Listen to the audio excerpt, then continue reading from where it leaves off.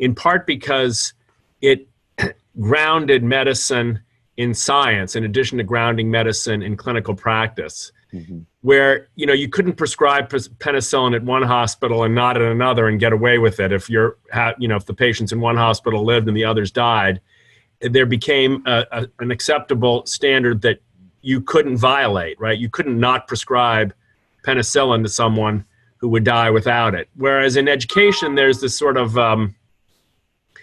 the looseness with which we allow people to persist in bad practice seems to me in part grounded on the absence of any kind of scientific rigor in how we evaluate what we do or how we hold ourselves accountable to the kinds of practices we perpetuate. So it's a long way of just asking, when we look at this space, if we were to expand, let's say, a clinical perspective, or expand developmental training, or expand the integration of skills around social emotional competence with academic in classrooms and curriculum scope and sequence and so on, what would be the measures that would be acceptable to oversight bodies, deans, and others that would allow for someone to say that's good practice and that isn't? I'll throw in just a... Oh, go ahead. Yeah, go ahead, Mark. You start. Okay.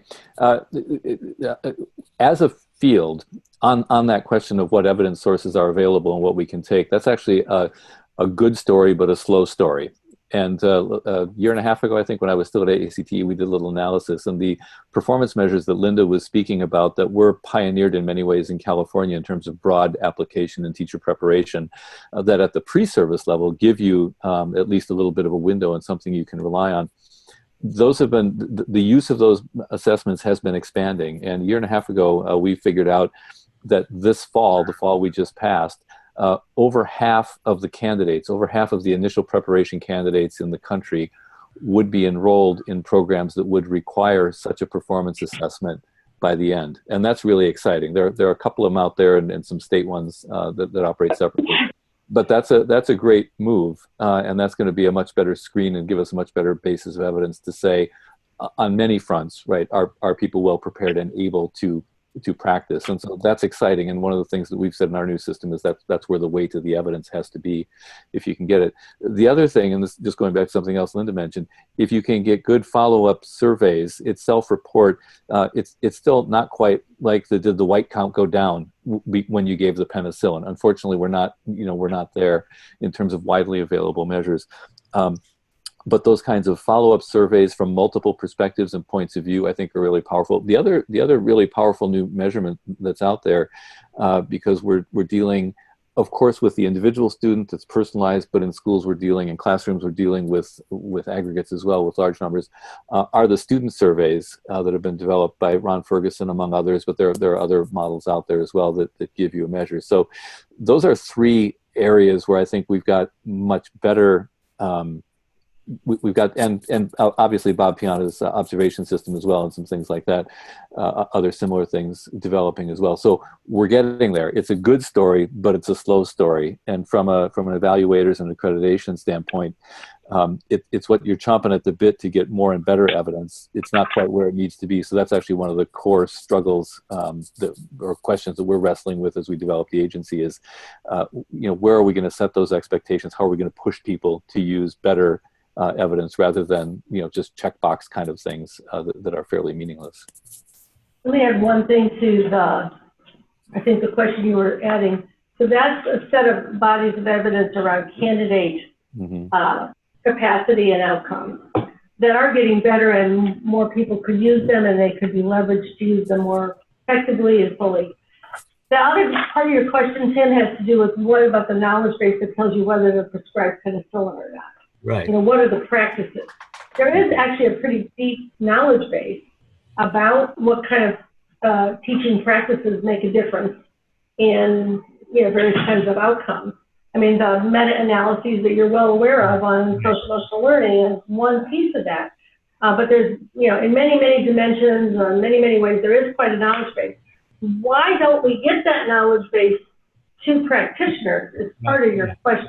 Yeah, that's where the structures of the profession are lacking. So the reason that the American Academy, the reason that all the pediatricians give the vaccinations the way they do is because the American Academy of Pediatrics exactly says analyzes all of the research literature and comes out with a guideline and says, right. Here's what you do. And the American Academy of Geriatrics or something does, this is what you do, right? People in my category. So, there's all those things. We don't have the bodies of, there's the National Council of Teachers of Mathematics and Science and so on, and they are often well apprised of the knowledge base in their field, but they don't have the standing to guide the profession in the same way that those do. There's all, and it's a big, long, as I said, it's a rabbit hole, but one we might want to get into at some point. You actually have to build a set of standards boards, both nationally and at the state level, that are strong enough and have the legitimacy and authority to set those standards and enforce them. Right. For that to go on. But the knowledge base kind of cycles around, but it doesn't have a direct path to go through to the practitioners in quite the same way. Well, and the National Board for Professional Teaching Standards, I think, is a good example of a path, but it's not very widespread. Right? If I could just add one thing, I don't want to make it sound. I don't want to make ed leadership the villain in the whole thing. But if you go back to the story that I told, that teacher, that 10th grade social studies teacher was, Linda, you used the example of the National Council of Teachers of Mathematics.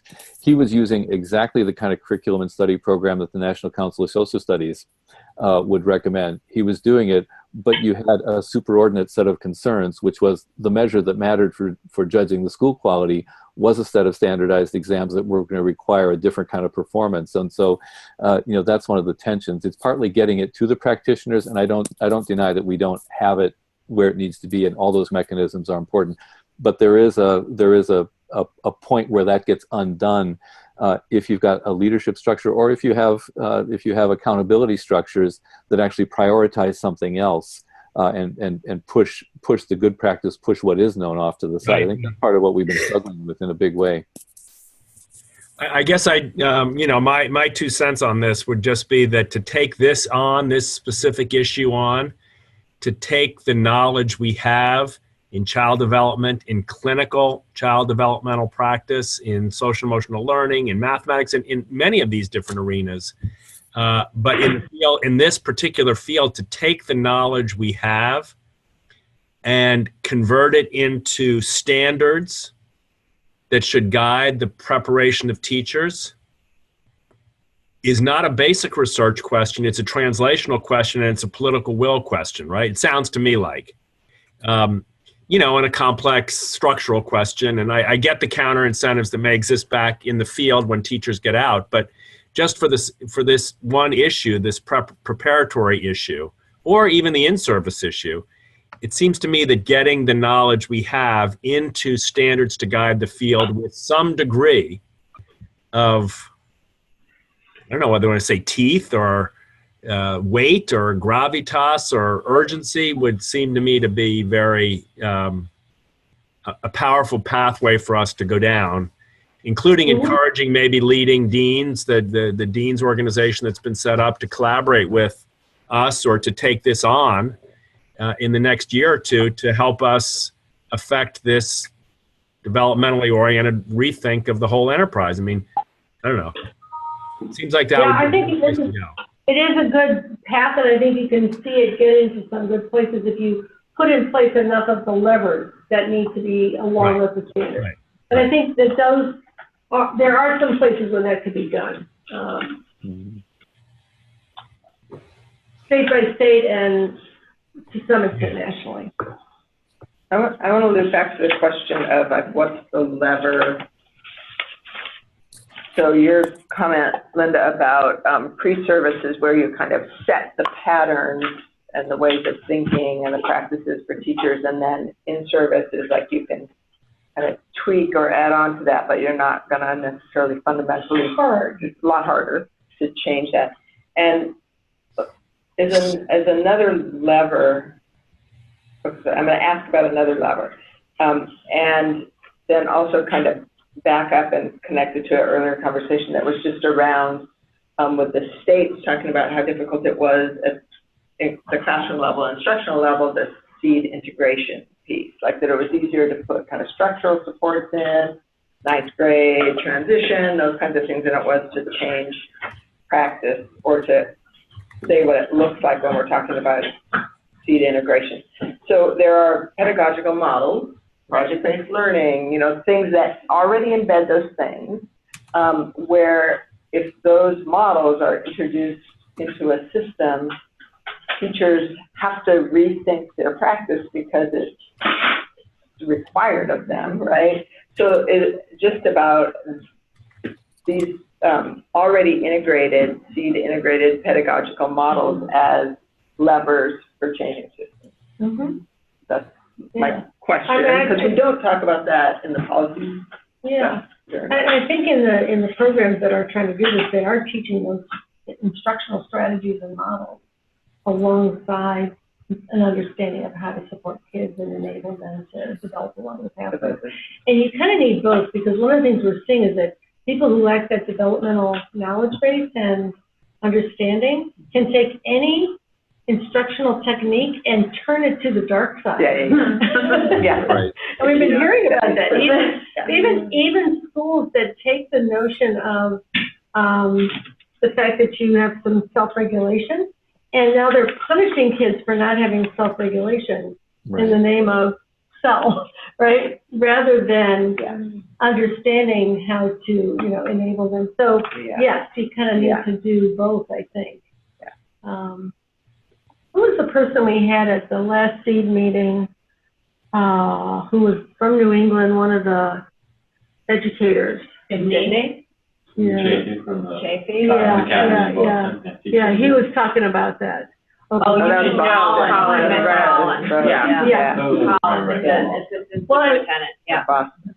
From Boston. Yeah.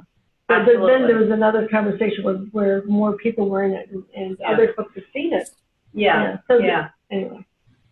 So as I listen to the conversation and understanding it, and go back to our document, it seems like, Mark, you used the phrase low-hanging fruit. I think our recommendations represent the low-hanging fruit. So there seems to be, the tools seem to, we've identified the tools, accreditation, certification, so forth. But I'm not sure that we've gotten to the depth in those recommendations that are going to make the kinds of changes we're talking about. So I guess I'm trying to push myself to think about what would be those really powerful leverage points in each of those areas that would begin to make real differences. And for example, in certification, I heard you talk about performance assessment being inserted into every certification program. That would include both a knowledge of, as Camille said, instructional methodologies, but also social emotional development. Right. And the ability to apply it in practice. Yeah. You know, like a national. That seems to be something specific that could be done. If all programs, all certification programs included that, we might make a difference. And that's likely to happen, as Mark said, in states that are now requiring it for licensure. Yes. And is that mostly ed TPA, that growth? That's most of the growth is ed TPA, but you know, there are still models like the PACT in California and some others that are similar, but being done on a state-specific scale. And likewise on accreditation, we noted that there ought to be inclusion of social emotional development in accreditation programs. Again, that's kind of low-hanging fruit. But when you started talking about teaching schools, highly qualified, mentors, demonstrated mentors, demonstrated competency of mentors, and then those begin to get to, I think, a point where we can make some more dramatic change than what we've had before. I just think those are the pathways we ought to begin to think about as a subcommittee. It just seems like, And then this third And one was. some states have done that, so it's not like it's impossible to think about, some policy strategy. This third area, though, we didn't even mention at all, and this is this knowledge pathways conversation we were just having, which is kind of intriguing. Do we want to put something like that in about how we manage how we manage to get knowledge from the minds of those who have it into the practitioners? Well, I think it's a great thing for us to think about because, and one part of it might be this, there's a little example I gave earlier about now you've got teacher-educator institutes and you're teaching the teacher-educators what the knowledge base is so that they can pass it on. There may be other analogs to that. This is a big issue for us. We're really not an enterprise that takes advantage of what we learn. We have the best educational research in the world in the United States. But it's not everybody teachers. Grabs, but we do the least good job of many countries of getting it in the hands of the practitioners and in the system of management. Part of it is you need state education agencies to be very knowledgeable. They're not. Federal agencies to be knowledgeable. You need the Ministry of Education, so to speak, to know what it's doing, as well as the individuals in the system. Well, those who make the laws seem to not have that knowledge base. They most often operate over anecdotes or crisis and isolated.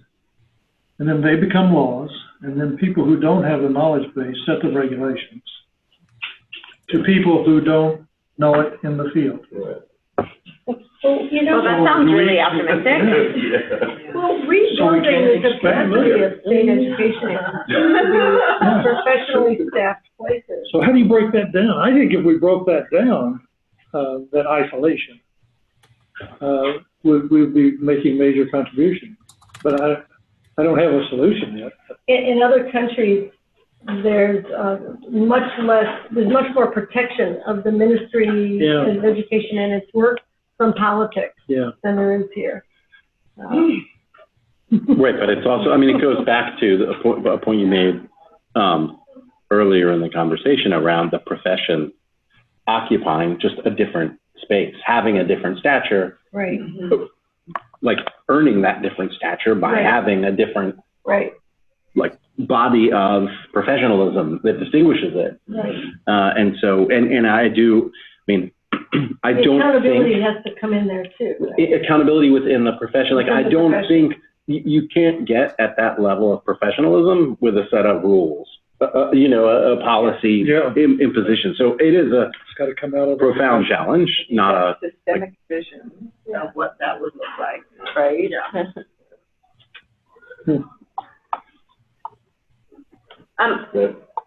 The systemic vision that is more important than the governor's desire to have a particular person as its victim. Yes.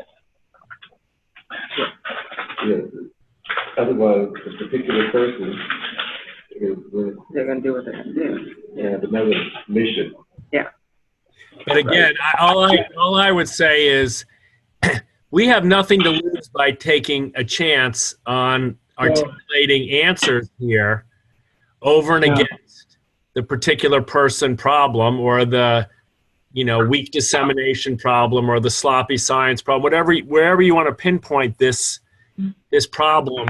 We have nothing to lose by taking a more aggressive position in suggesting a more rigorous and a more disciplined and a more demanding vision. Yeah.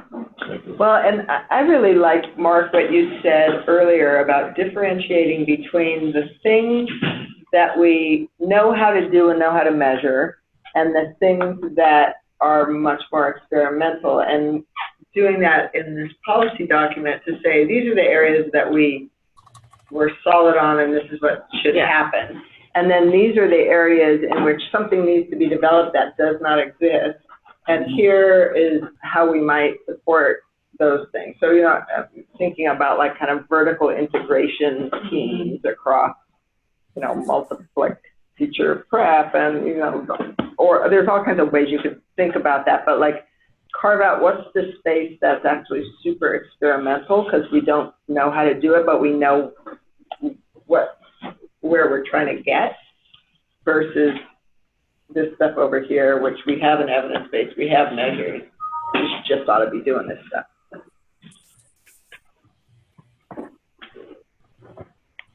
So I want to take this time first to just thank Mark for joining us. You offered some good food for thought for us, and I want to kind of pivot as we did before to having a little bit more of an internal conversation based upon what we heard, and I think we have, Jean offered some good thoughts around where we could go next. So thanks, Mark. We'll definitely be in touch. Great, thank you very much. Okay, bye-bye. Bye. Thank you. And so, we'll obviously need to follow up because I think Bob Pianta will have some real concrete ideas, here, as well as some of the other voices that we'd hope to. But I think Jean's point around have we underdeveloped this idea of the knowledge pathways? What does that look like, and what are the policy levers in that space? I kind of want to throw that out there to folks for thoughts and reactions. I think that on the other points, we've spent some time talking about them, but this is kind of a new topic out here. And Tim, one that I know that is very near and dear to your heart. So, love to hear any thoughts or ideas, that's a capacity challenge in a lot of ways. What are the policy opportunities here? And the building of the knowledge pathways that Jean was just talking about, the dissemination of, I'm not going to do as good but that we do know a lot more and that we don't do a good job of translating it from what we're gaining for research to move down into both leaders and educators. But there were a few prongs off of that I could offer us and people could brainstorm. One is getting knowledge into educator preparation. So that's one piece. And that may be both dealing with the teacher and leader educators themselves and building their knowledge base, as well as them building the knowledge base of the teachers and leaders they're training. Another prong is these kinds of professional standards organizations, like the American Academy of Pediatrics analog, that kind of do, in medicine, they do a lot of consensus panels, and they decide what the weight of the evidence tells you, and then they, send it to the field through the organization that those specialists respond to. These academies of pediatricians and other things. So the analog in education might be things like the organizations of content teachers. It might be things like the National Board, but there's something about might be standards boards, but there's something about that organizational infrastructure that's another way of getting knowledge to the field. A third way that we've relied on a lot, but it's been inadequate by itself, is putting knowledge into products, and hoping that the products teach the kids.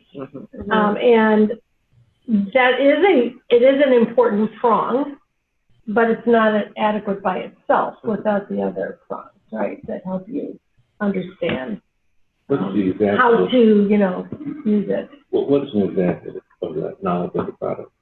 Well, I think the Common Core one. yeah. We've seen all the posters. At first they declared they were aligned. They checked all the boxes. Yeah, but now you're seeing them redesign the products around the new expectations. And that wouldn't have happened, I think, unless there had been a pronouncement that this is good practice or this is appropriate outcomes that we want.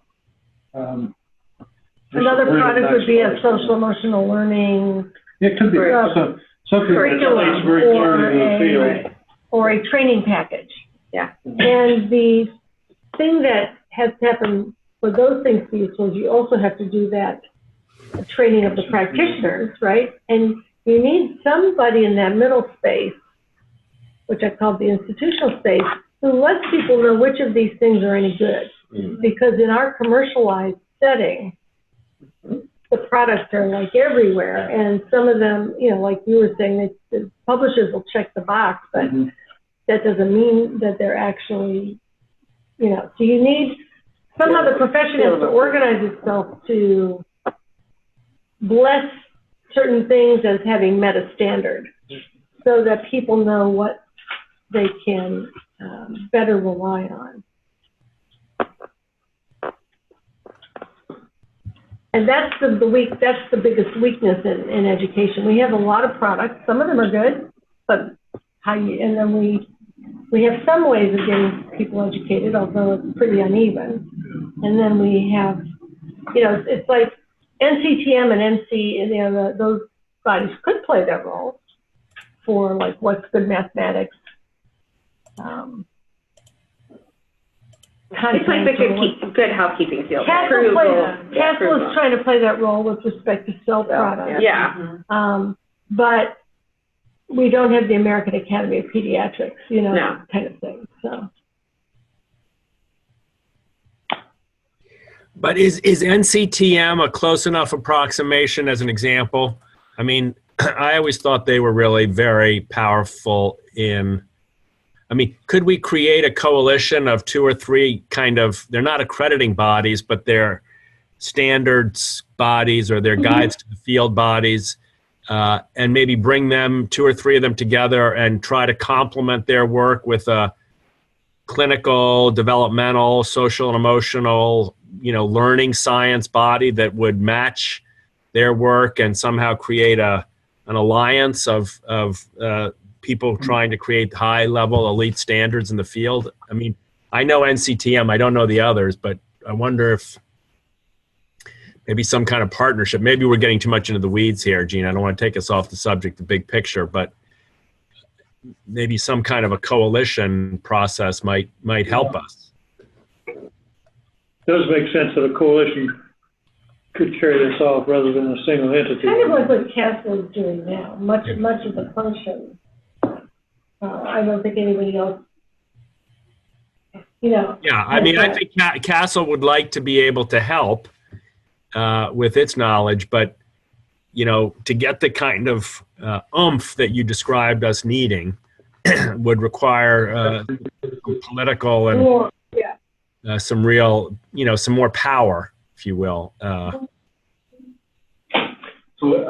I'm super late. Hey, Jen.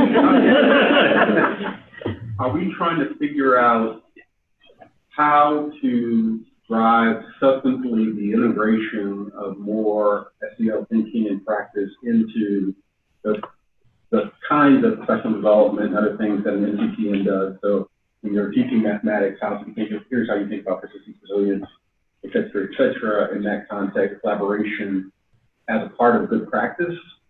Or are we trying to think about how we get the folks at NCTM just to say, broadly, SEL is important? We picked NCTM as an example. Our big question was, we have a weak knowledge dissemination system in education, right? So we got a lot of knowledge, but it doesn't get to the field. So, one way is improving preparation of that, et cetera. Yep. And one way that knowledge gets to the field is that people to whom practitioners look for guidance, bless it, and tell you what the good stuff is that you should do. I got it. So in a way, yes, it would be that NCTM might be such an organization, or CASEL might be, or a standards board might be. I was thinking the same thing. Right. When we talk about knowledge, there's multiple levels, right? So there is the broad underpinnings of the importance of the social-emotional learning and its relationships to the other academic stuff. And how you do it. Right. There's that it matters, and here is why. Yeah. Then there is here's generically how you do it, and then there is here's how you do it in the context of teaching mathematics or English or whatever the case might be. And we were thinking of, I think, all of those. Thinking about all of those. Okay. But especially the how do you do it? What do you do and how do you do it? How does it impact the behavior of teachers and school leaders? And do we think that, as it relates to the policy piece of this, do we think that there is a policy lever for that, or that, in fact, it is about coalition building and getting them to want to engage in the substance of that work because they think it's important to their core mission? We talked about some policy levers like accreditation, licensure, and so on in the educator preparation area. But less of policy levers in this area, except for building a stronger professional practice. And then, And you can use policy levers around in-service development as well. And states did do more of that in some areas than they have done lately. But then the place we were getting stuck in trying to unpack is one way you get knowledge into practice is through it getting infused into curriculum or other products. And then how do you sort that out also? How do you get those available to people, but then how do you deal with separating the wheat from the chaff? And we were real anxious to have you here because we knew you know the answer to that. Yeah. We were waiting for you.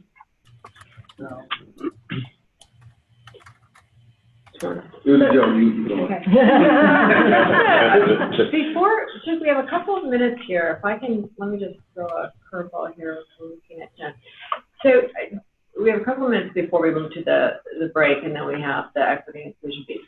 I just want to make sure that we're really clear on the direction that we're getting from the group, because we're going to we want to leave tomorrow, and we want to be like ready to roll. And so it's our understanding that there's consensus around the table and on the screen that we're not being aggressive enough with this consensus document, and that we need to be more aggressive. And so if that is that, let me stop there for a second. Is that's general consensus across the board? Is there anyone who disagrees with that? Okay, great. Okay. I don't know exactly what that means. I mean, we need to be as aggressive as we can be. Okay, all right. Let me restate this. We should be more aggressive. This document, everyone has basically been telling us. In my mind, what I heard this morning was it's a little light. And it's a little, and the altitude level is too high. So generally across the bulleted piece. So aggressive could mean more specific. More specific, yeah. That's what I'm taking from the feedback that we're getting. So developing a clear vision and commitment. And if you look through this, that you all are saying, let's get to a little bit lower of an altitude level, more specificity. And in that way, we would be more aggressive about what we're trying to build consensus around. Is that a general? I just want to make. Is that generally what? Or is that an accurate restatement of the day's conversation or the morning's conversation? Okay. All right. As long as we define aggressive through multiple pathways. Okay, that's okay. That's okay. I just wanted to say. And then. No, I agree. Yeah. Okay, and as the next step toward that, as we go back and work on this and provide a subsequent draft, in general, what's on the board there, we believe is a better way to articulate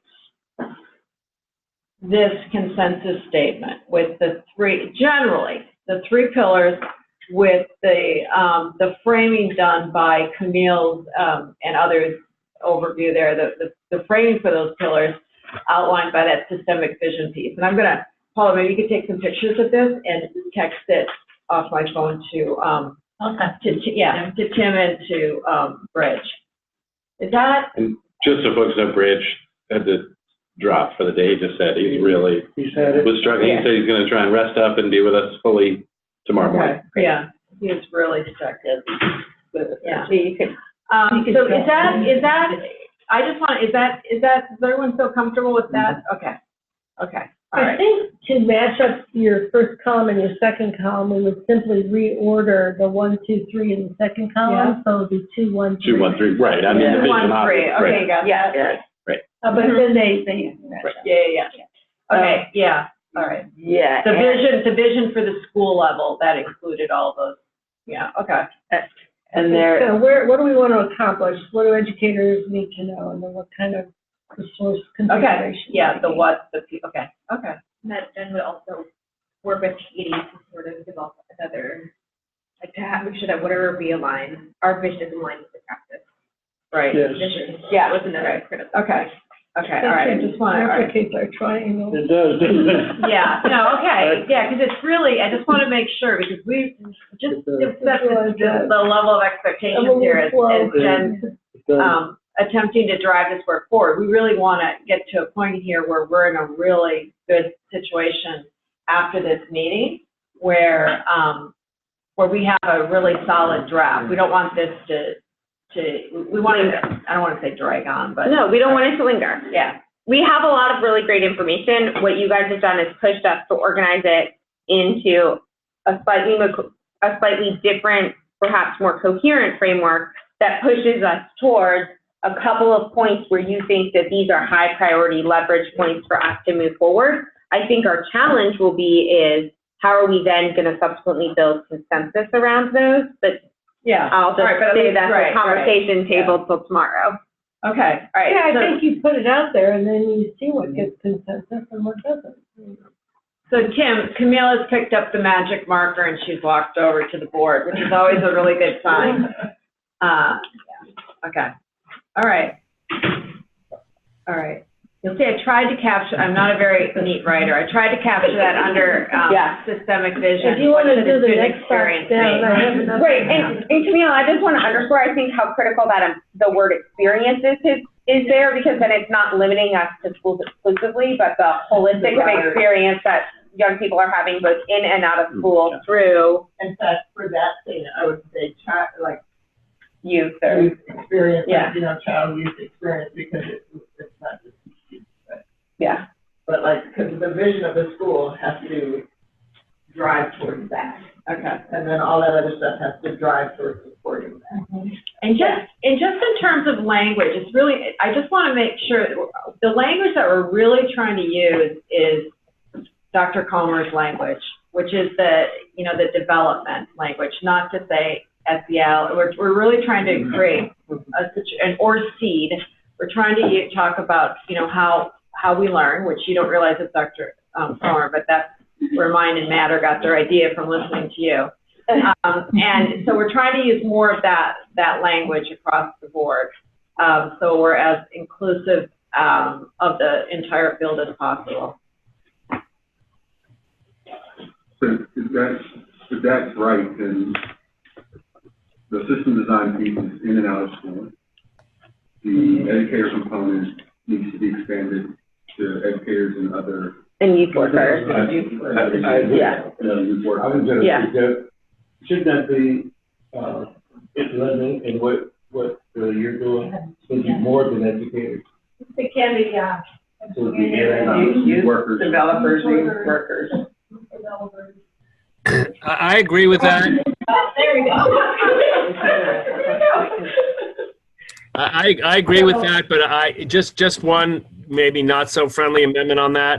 I think if we got the educators right, we'd be making a big stride forward. So I just would offer that since again, I don't think you can do it without everybody. I get that point, but if we tackled the educator preparation and in-service and actually transformed it, it would be such a gigantic coup that we would be happy. So I'm not trying to downgrade our goals, but it might just be a little more. I agree. What if you said educator first and then added as an almost comma and others involved with? Yeah. Right. I think. Yeah. Just. I mean, in the end of the day, as people used to say, when the high school I was in, everybody was like, "Why aren't we requiring child development for all students? Because most of them are going to become parents, and it's the most important thing for a parent." I mean, there's a whole this can cascade forward into a lot of different issues, a lot of different venues in which our forgetfulness of what we know and in practice could be useful. Anyway, keep going. Sorry. Okay. All right. Okay. We're just organizing. Yeah. We can can you take the pictures again, Yeah. Sarah, and send them to Bridge and to Tim? Thank you. Sure. And just to point, yeah, to all of us. Okay, absolutely. No problem. And just to push back a little bit, Tim. So we have had in this discussion, I think we're all agreeing on the inclusion of in and out of school because it's really a question of emphasis. But from the very first commission meeting, what was pushed back at us in terms of our thinking was we need to really broaden the ecosystem and start really understanding it, in particular in communities where there's greater disadvantage, the notion of a broader ecosystems becomes even more relevant. So I just want to push that back out there because we do have in this this consensus document that we all agree is a little bit too light, not enough, not aggressive enough, too high of an altitude. We do have creating structures and incentives around community capacity and engagement that, as we just saw in Tacoma, was really a huge issue. And Tim, I don't think that your point is not heard. I think that there's a different set of strategies when we think about educators than when we do about youth workers or community writ large. And that I think that we would say as a commission that our lower hanging fruit or our target point would be to go to the educator first. But I think we would be remiss if we didn't broaden that to be inclusive broadly of the youth development space aligned with the commission's broadened view of this pre-K through 12 education ecosystem. I think we're making decisions between our policy framework and our big policy plan. Right. Right. Our policy framework is about the broader and more inclusive approach to doing learning and development, which brings in the community, leverages school, leverages educators, and nothing for us. Our big policy plays, though, may wind up being very directed at 2 or 3 things, one of which I hear Tim saying needs to be at educator preparation. Okay. Does that make sense? Yep, that's a good distinction. Yeah. Yes. Once again, someone in the room says it much better than I did, which is good. I like that. And I agree with that completely. That's exactly what I was trying to get at. So I'm going to go out on a limb here. We're going to take a break in a second, and then I know we have one final zoom in of voices for the day, and obviously we might want to catch them up onto how we've maybe slightly shifted what we're thinking. But my hope is that folks would feel comfortable that perhaps tomorrow we can use some of our time together to drill down within these pillars around specifically what is included in them in terms of both the framework, and then maybe help identify what we would call our big plays in this space, and how we might want to further pursue those. Does that make sense to folks in terms of how we could use our time tomorrow? And what's that gonna, I think, Bill, I would want to get clear about what does that mean we were gonna do that we're not gonna do? Well, I'm suggesting that we use the time that we were going to be going through the consensus statement to work on this instead. Okay. Is that? Yep. Okay. Yep. Okay. The piece on the CDS that really Camille's going to do more than I mean, that can be done in 5 minutes, but yeah. I mean, I think we just want to make sure that we the alignment. So our hope would be is that we spend a little time fleshing this out tomorrow morning, and then whether or not we do it in small groups or full group, I think we'll make that determination as a team, and then we'll spend the remainder of the time sharing out, getting to refinement, and then figuring out what our concrete next steps are, along with identifying how we want to pursue the bipartisan policy advisory council. Right, I just want to make sure we don't shortchange that. That's what I was trying to understand. No, what are we trading off? We cannot. But it's right, instead of going through the documents we got, it's trying to figure out how we organize ourselves against what we're trying to figure out. Yeah. Okay. So rather than give folks a 15-minute break, thought we'd take a little bit longer right now, just because I know we've kept you a captive audience for an extended period of time. And reconvene in a little less than 30 minutes where we'll have our final set of voices to talk about equity and inclusion to close out the day. And maybe we can give you a little bit of a catch up. Sound good? Yeah. Okay. Okay. It's dizzying. I know I'm ready to start with, but. Wait, I would encourage anybody who wants to take a walk with me. Like, I'd encourage anybody who wants to take a walk around the building. Like, we had such a productive morning, and now we're in that after lunch. Yeah. And if it stops raining, you can, exactly. If you want to join me, I'm having a cocktail now, so that's the alternative. cocktails. Anybody want to take a walk around? Tim, we might just put you on mute. Tim, we might just mute the room. Is that good? Yeah, that's fine. I'll dial back in. Okay, sounds good. When did you say, by the way, what time are we coming back? 30 minutes. 30 minutes. 3 o'clock, is that it? I think it's. 6 o'clock, Tim. Got it.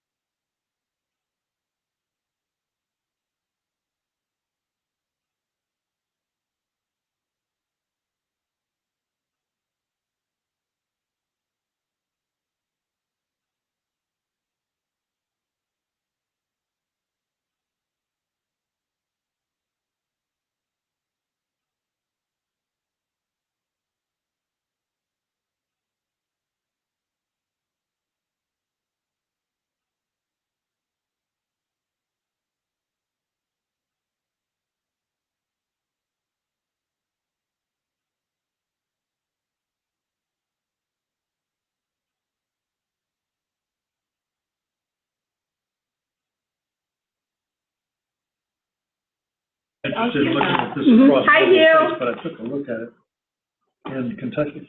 Hi, Hugh. There's been an increase of students, graduate students, graduating from the University of Cumberland. Hugh, we can't hear you yet. He might have just joined her to be a computer and not a video, because I can't. Good. And an equal decline in enrollment. Hugh, can you hear us? You off in any Yes, I can. Hi, Hugh. Mr. Harris, how are you? Hey, how you doing? I'm good. Yeah, we've got folks. Hi, Hugh. We're back. Maybe Online teaching. I see a big green telephone. National and organizations that are not even in the state. Oh, I heard. And before I was chair of the commission. Can you see the conference room now, Hugh? I see a little picture of it. I don't see it on the big screen. And Matt, if you go to the upper right-hand our corner of your accreditation screen that's now got outcome data is and going change to view to disaccredit speaker view, them because candidates, I think you'll be able they to didn't see get it what a they little bit needed. They just got a certificate. Yeah, it's really a male diploma. And and we can't see your male video. I don't know if diploma. that's, you chose to do that or you have to turn your video on. That's a thing. It was a good Atlantic article this weekend on how American students evaluate. Oh, there we go. And science and Yeah. learning. All that. Oh, that's Expertise in general, Yeah. value. how we have. Like you can see it. So Hugh, we're gonna take, I think, 5 more minutes, right, Jen? Okay. Before everyone comes back, so I'm just gonna put you back on mute. Yes. See if I care. Almost. Okay.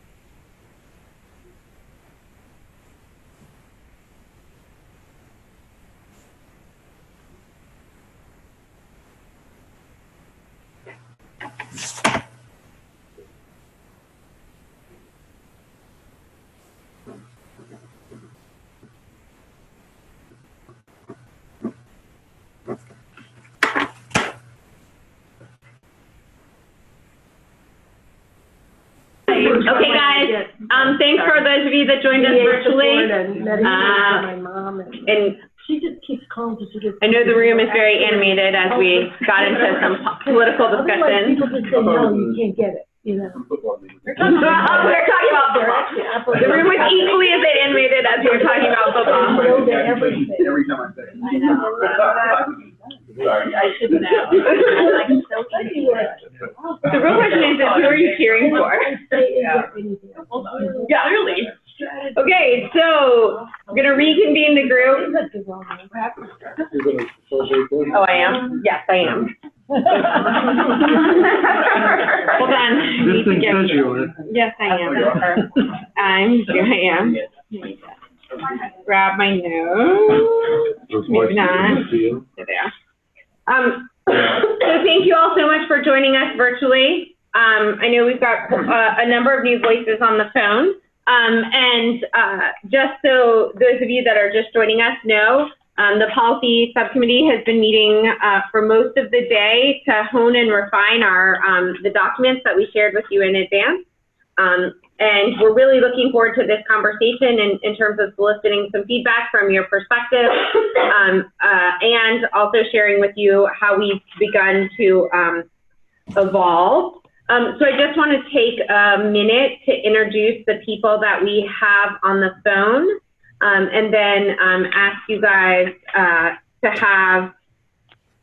to do some quick introductions yourself. I'm assuming we have everybody. I'm just going to assume everyone's on the phone. We might do a little roll call as I'm introducing. So first we have Mimi Corcoran, who's the president and CEO of the National Center for Learning Disabilities. Mimi, are you with us? I am. Great, thanks so much. And we also have Lindsay Jones, who serves as the Vice President and Chief Policy and Advocacy Officer at the National Center for Learning Disabilities. Lindsay, are you with us? I am. Hi, everybody. Great. Hello. And Libby Gill, who is the Chief Education Officer at the Illinois State Board of Education. Hi, it's Libby. Hi, Libby. Great. Hi, Libby. Libby. And finally, one of our fellow commissioners, Hugh Price, has also joined us. Hugh, are you still with us?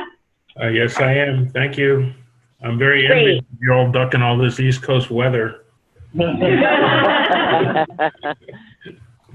Yeah, we're sorry. And although it was raining in California for most of the day, so lucky you. We're not Raining and 65. So first and foremost, thanks for taking some time late in the day on the East Coast to join our conversation.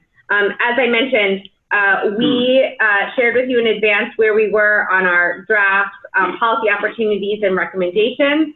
And throughout the day, we've really been honing and refining them, and are beginning to focus in on a couple of key categories that we feel like we can build some consensus around. So I wanted to share those categories with you, and then invite each of you to give just some opening thoughts and ideas around what you've read, particularly to reflect upon whether or not our recommendations are inclusive of all children, and where are the opportunities where we can potentially be more inclusive. So as we move forward, we really focused in on the idea of articulating, envisioning what do we change it to? What children and youth experience should look like that would lead to the desired outcomes that we have, what educator and youth professional experiences would enable the types of practices for the environments that we want, and then how do we align our resource allocation to ensure that we have productive systems, schools, and teaching. And so with all of that, I'd love, Hugh, if you don't mind just starting us off. I know you've had some conversations with some of the co-chairs and really been thinking about the question of equity across this work, hoping that you'd be willing to share some of your thoughts with the policy subcommittee today.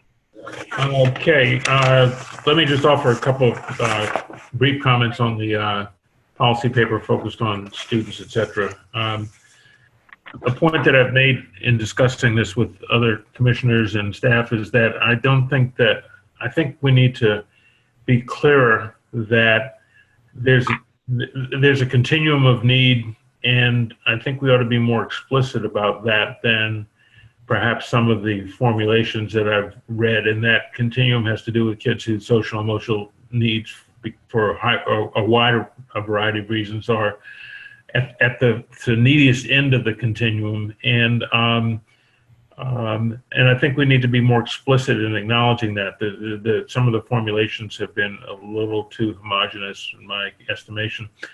I do think that in the formulation or the thoughts about what states can do, oughtn't try to mandate that anything be done, but I think that we can certainly encourage states to provide encouragement, support, flexibility, and resources for innovations that address youngsters who have the most acute needs, and those innovations may reach to the point of different configurations and different philosophies of the way educational enterprises ought to operate. In other words, we oughtn't try to shoehorn all social emotional development necessarily into schools as we know them. We need to have the flexibility, and the states need to provide the flexibility so that if districts want to do something quite innovative, they ought to be encouraged and supported to do that.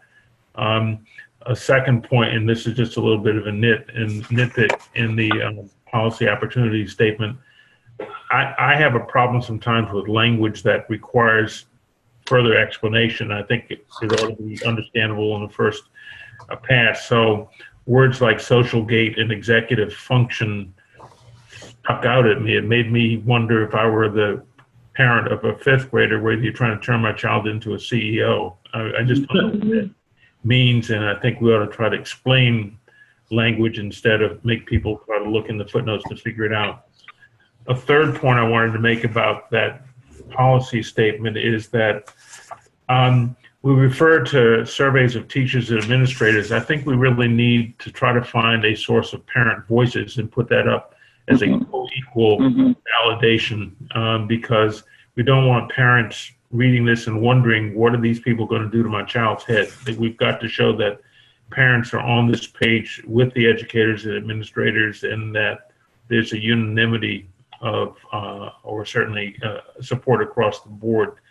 A fourth point I wanted to raise is that the list of things that states can do to be supportive is quite comprehensive, and I know folks in state education agencies and elsewhere are extraordinarily busy. I don't know whether there's any way to recommend a sequencing of what they ought to do depending on where they are in the scheme of things, but I could imagine people reading it and being a bit overwhelmed. So those are some of the thoughts. They don't flow from the little paper that I wrote, but my main concern in the paper, as you'll recall, and I'll just close with this, is that I think we've got to, in the interest of equity, got to recognize that there's a continuum of need, that I think it's probably fair to say that most approaches to social emotional development will find a home, in a comfortable home in schools as we know them, perhaps with teachers carrying most of the load, perhaps with some supplementation by more guidance counselors, but there's some proportion of young people growing up in circumstances that are vastly more challenging and stressful, who are going to need more intense support than anything that I suspect schools can provide. And we ought to signal an awareness of that. We ought to call for flexibility and innovation in order to address those children's needs. They definitely have potentials, and they deserve support in this initiative. So those are the primary points that I would make. I could go into other points that I raised in a little paper I wrote, but those are the main thoughts I want to share now. Oh, one final thing. We speak of evidence-based approaches, and I certainly understand that. I don't know what the openness is to thinking about approaches that are substantiated by extensive practice by real educators on the ground who may not yet have been subjected to some form of rigorous evaluation, but I think we ought to be respectful where that kind of practice aggregates enough into what appears to be potentially impactful efforts. We ought to perhaps signal that that kind of practice is worthy of respect and recognition as well.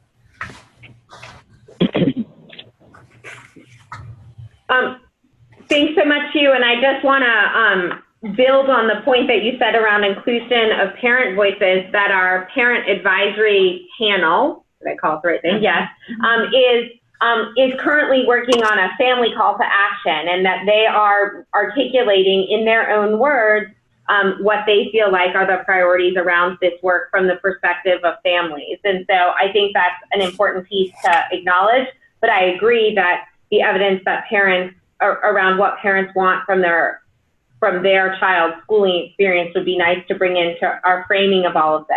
Yeah, we talked about surveys of teachers and administrators and employers. It'd be wonderful if we had surveys of parents. Maybe the national PTAs or somebody has done some kind of survey like that. But it'd be helpful to have that stand on a co-equal basis with the other calls. Absolutely. I think that's great advice. I want to open it up before we invite some of the others to see if folks have any thoughts or questions for Hugh before we invite the others to provide any feedback. Hugh, this is Gene. I want to see if I could push you back up to a more general conversation. You know, we all know all the experiences you've had in different circles than education, philanthropic communities, media, world, and so forth. And I'm just wondering, what would be the powerful messages that these folks would resonate toward? What would be the language that we might use to interact with those folks or to convince them that this is the right thing? What might they be repulsed by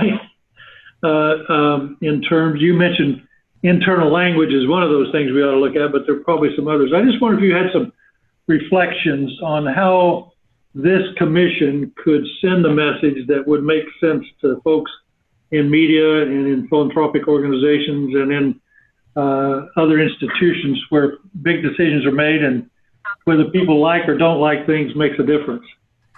That's a very important question. I do think that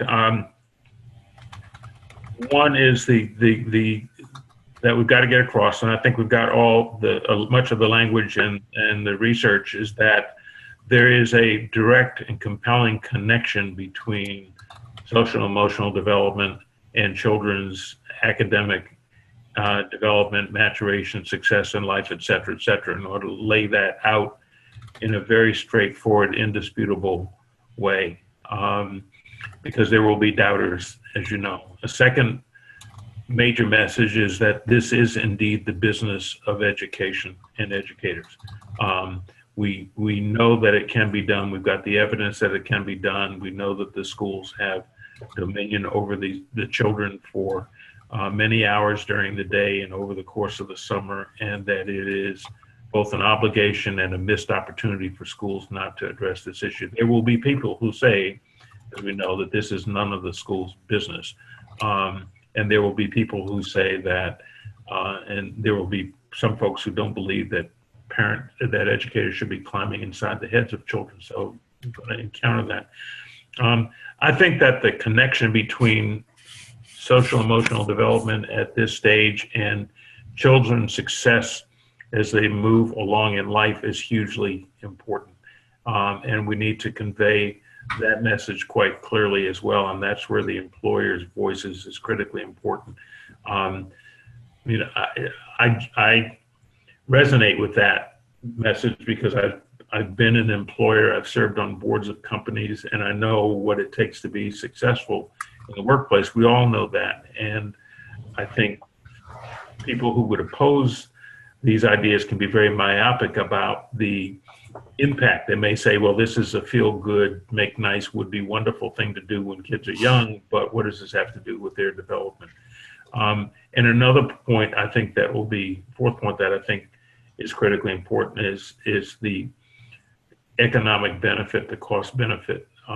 This may well be more expensive in some respects. It will be more taxing, but the payoff for society and the payoff for kids and for their families down the road is enormous. So those are four of the sort of common sense messages that I would urge us to formulate. And I think we've got it all, and just need to be crisp about it and market test it. And also understand where the opposition is going to come from. It's going to come from people who don't believe this is the business of the schools, who don't want to spend any more money on the children who have these needs, who don't want educators messing around with their children's minds and with their development, and that it's the role of the community and the church, et cetera, to do this kind of work. It's not the role of the schools. I don't know whether that's adequately responsive to your question, but those are some off the top of the head thoughts. You, Jim Comer. Hi.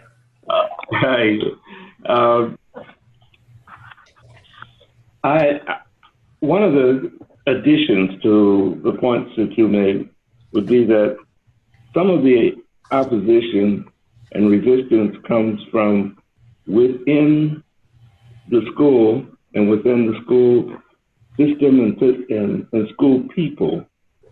How do we talk about that? And let me point out that Hugh knows, because Hugh was on the front row when our program was almost thrown out of the school in the very beginning. And much of the resistance there and in other places comes from within schools and from school people. And what do we think we need to say that can address that issue? I think some of the resistance is just lack of exposure, lack of understanding, and a feeling of,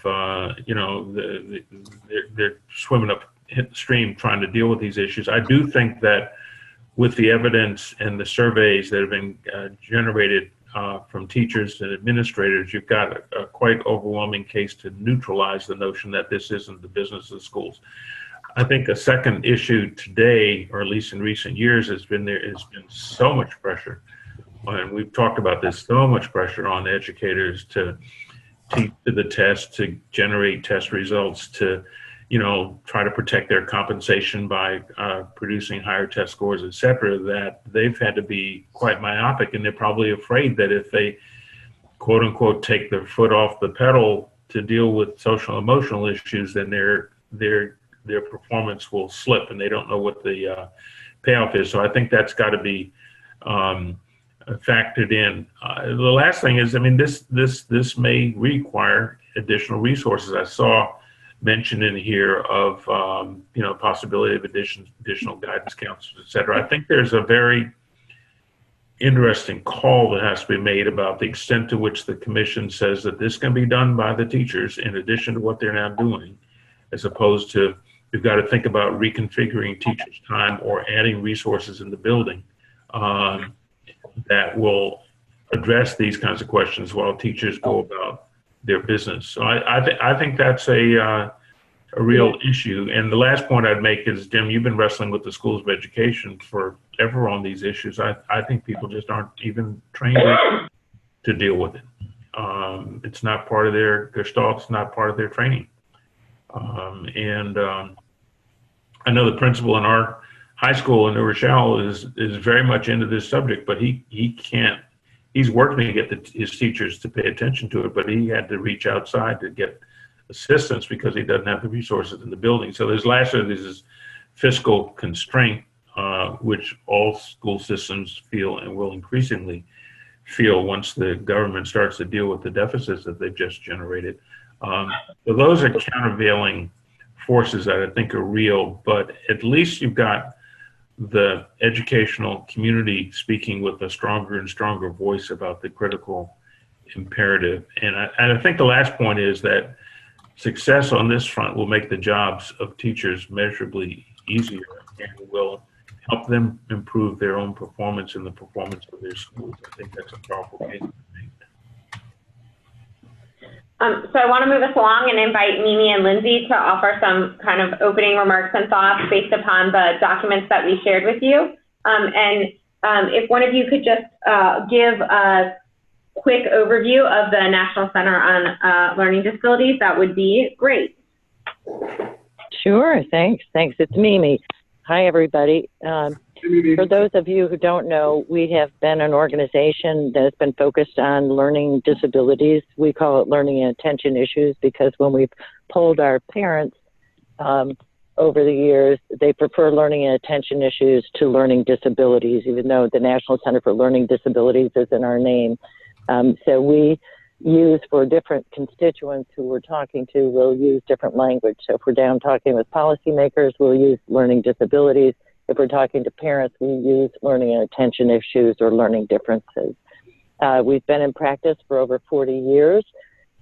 We have a site called Understood, which is a platform that was designed for parents. We have some 2 million visitors every month coming to us looking for answers around learning and attention issues. And we, have a whole gamut of ways of describing these issues for parents, helping them and walking them through their journey with their children from identification to getting the appropriate IEP and supports that they need, either an IEP or a 504. What we found in terms of people coming to our site is 20% of our users are educators looking for answers and how they can support their different learners in their classrooms. What we know is that 80% of the time, our 1 in 5 are in gen ed classrooms. We also know that gen ed teachers don't have the appropriate education and supports to know how to deal with the 1 in 5 and all of the social and emotional issues that relate to that, those kinds of issues that we're dealing with. We also are working with our young people, have a new youth platform that's coming out, and we'll be using YouTube and a variety of Instagram and other to help build self-advocacy skills for our young people so that they can actually speak on their own behalf and advocate for their needs. And then we wrap it around with Lindsay Jones's great work down in DC around policy and advocacy. So that's kind of a quick overview of what we do at NCLD. I don't know if that's helpful, if anybody has questions about that. I think the biggest thing is to recognize that it's 1 in 5 individuals in this country that has a learning and attention issue, which means 5 million students of our public school students are faced with some kind of learning and attention issue, whether it's dyslexia, dyscalculia, executive functioning, which I have to agree with Hugh. I never quite knew whether, as a recovering banker, whether I was in a management meeting or really going to talk about how my child managed their processes. I think in reading your paper, I have 6 different points, if it's okay if I just talk about those, kind of my reaction to it, if that's helpful. And then Lindsay. Yeah, that'd be great.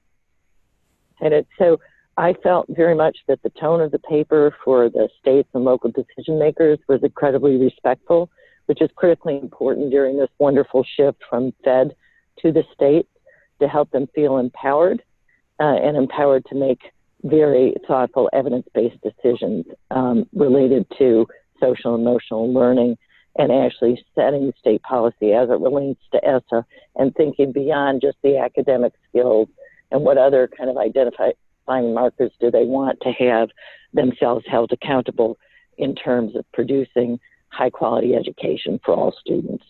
I think the metrics are going to be critically important and really making those metrics understandable and in language that's meaningful, and as Hugh was indicating, that can't just be kind of sloughed off as that's the soft stuff, right? So that was, if there are clear examples that you could give in the paper, that would be really helpful.